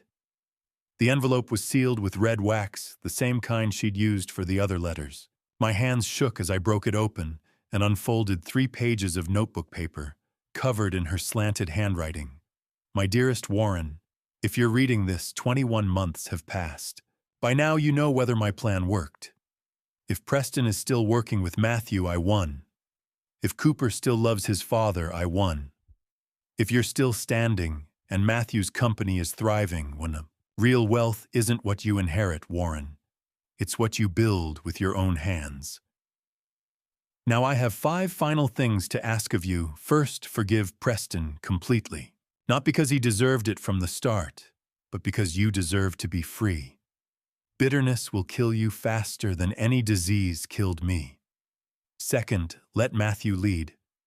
Our son is ready. You've taught him everything, now trust him. Third, spoil Cooper. Buy him ice cream, teach him to hammer a nail, tell him stories about his grandmother. That's our legacy, not money, but memories. Fourth, live Warren. Don't spend the next 20 years mourning me. I give you permission to laugh, to travel, to sleep late on Sundays, and even to love again if you find someone. I won't be jealous, I promise. Fifth, remember that we won. Vivian Monroe thought she was taking our legacy, but all she took was a trap and a lesson. Our family still stands. Our name is still whole. And Preston finally became the man I always believed he could be. I love you, Warren Sullivan. I loved you in 1984 when you taught me how to hold a hammer. I loved you when we built this company from nothing. I loved you through every hard day, every loan, every failed project, and every victory. I'll be waiting for you. But take your time, my love. You still have work to do. Forever yours, Dorothy. I cried for the first time since her funeral. Not the silent tears I'd shed alone in the truck, or the quiet grief I'd carried for 21 months. This was loud, ugly sobbing, the kind that shook my whole body and left me gasping for air. I clutched the letter to my chest and whispered to the empty room. We did it, Dorothy. Preston came back. Matthew's leading. Cooper's happy. We won, sweetheart. We won. The next morning, I drove to Mount Olivet Cemetery at 6:45 a.m. just as the sun broke over the hills. I carried a small bouquet of white chrysanthemums, her favorite flower, the kind she used to plant along the fence every spring. The grass was wet with dew, and my boots left dark prints as I walked to her grave. The headstone was simple gray granite, the inscription exactly what she'd requested in her will. Dorothy Ann Sullivan, 1962 to 2024. Founder, mother, builder. Real wealth is what you build with your own hands. I knelt in the cold grass and set the flowers at the base of the stone, Then I unfolded her letter and read it aloud, my voice steady despite the tremor in my hands. When I finished, I pressed my palm flat against the cold granite. I'll see you again, Dorothy, but not yet. I still have work to do. I drove to Matthew's job site that morning. For the first time in nearly 2 years, I didn't feel Dorothy's absence. I felt her presence in Matthew's voice, as he directed the crew in Preston's calloused hands, as he swung a hammer in Cooper's laughter, as he ran to hug me wearing a hard hat 2 sizes too big. She had built something that would outlast both of us. That was real legacy. Looking back at this family story, I see now what Dorothy tried to teach me 40 years ago. You can't hand someone respect, they have to earn it. Don't be like me watching silently while entitlement destroys what you've built. Speak the hard truths early even when it hurts. This wasn't dad revenge. Revenge is poison. This was a lesson wrapped in love, a trap designed not to destroy Preston, but to save him. Dorothy gave him exactly what he demanded, knowing it would collapse under the weight of what he didn't earn. That's the difference between punishment and teaching. The real family story here isn't about a failing business or stolen money. It's about 3 generations learning that legacy isn't something you inherit in a will. It's something you build with scarred hands, early mornings, and showing up when it's hard. Matthew learned it. Preston had to lose everything to learn it. Cooper's learning it now, 1 nail at a time. If you're facing your own dad revenge moment, whether you're the father, the son, or somewhere in between, ask yourself, am I protecting someone from consequences they need to face? Sometimes the most loving thing you can do is let someone fall, then teach them how to stand back up. God gave us free will for a reason. We learn through choices and their consequences. Dorothy understood that better than anyone I've ever known. So here's my advice from one builder to another. Don't give your children what they haven't earned. Don't save them from every failure. And don't mistake dad revenge for justice. Real justice teaches. It doesn't just punish. Build something worth inheriting, then make damn sure they know how to build it themselves. That's the only family story worth telling. Thank you for walking with me to the end of this journey. Please drop a comment, sharing your perspective. What would you do if you found yourself in Warren's position? Watching your family business crumble while teaching a painful lesson, I genuinely want to hear your take on this. If this story resonated with you emotionally, consider subscribing so you won't miss what comes next. A quick note: while inspired by real dynamics in family businesses and generational conflict, certain elements have been dramatized for storytelling purposes. If this content isn't quite your style, feel free to explore other videos that might suit your preferences better.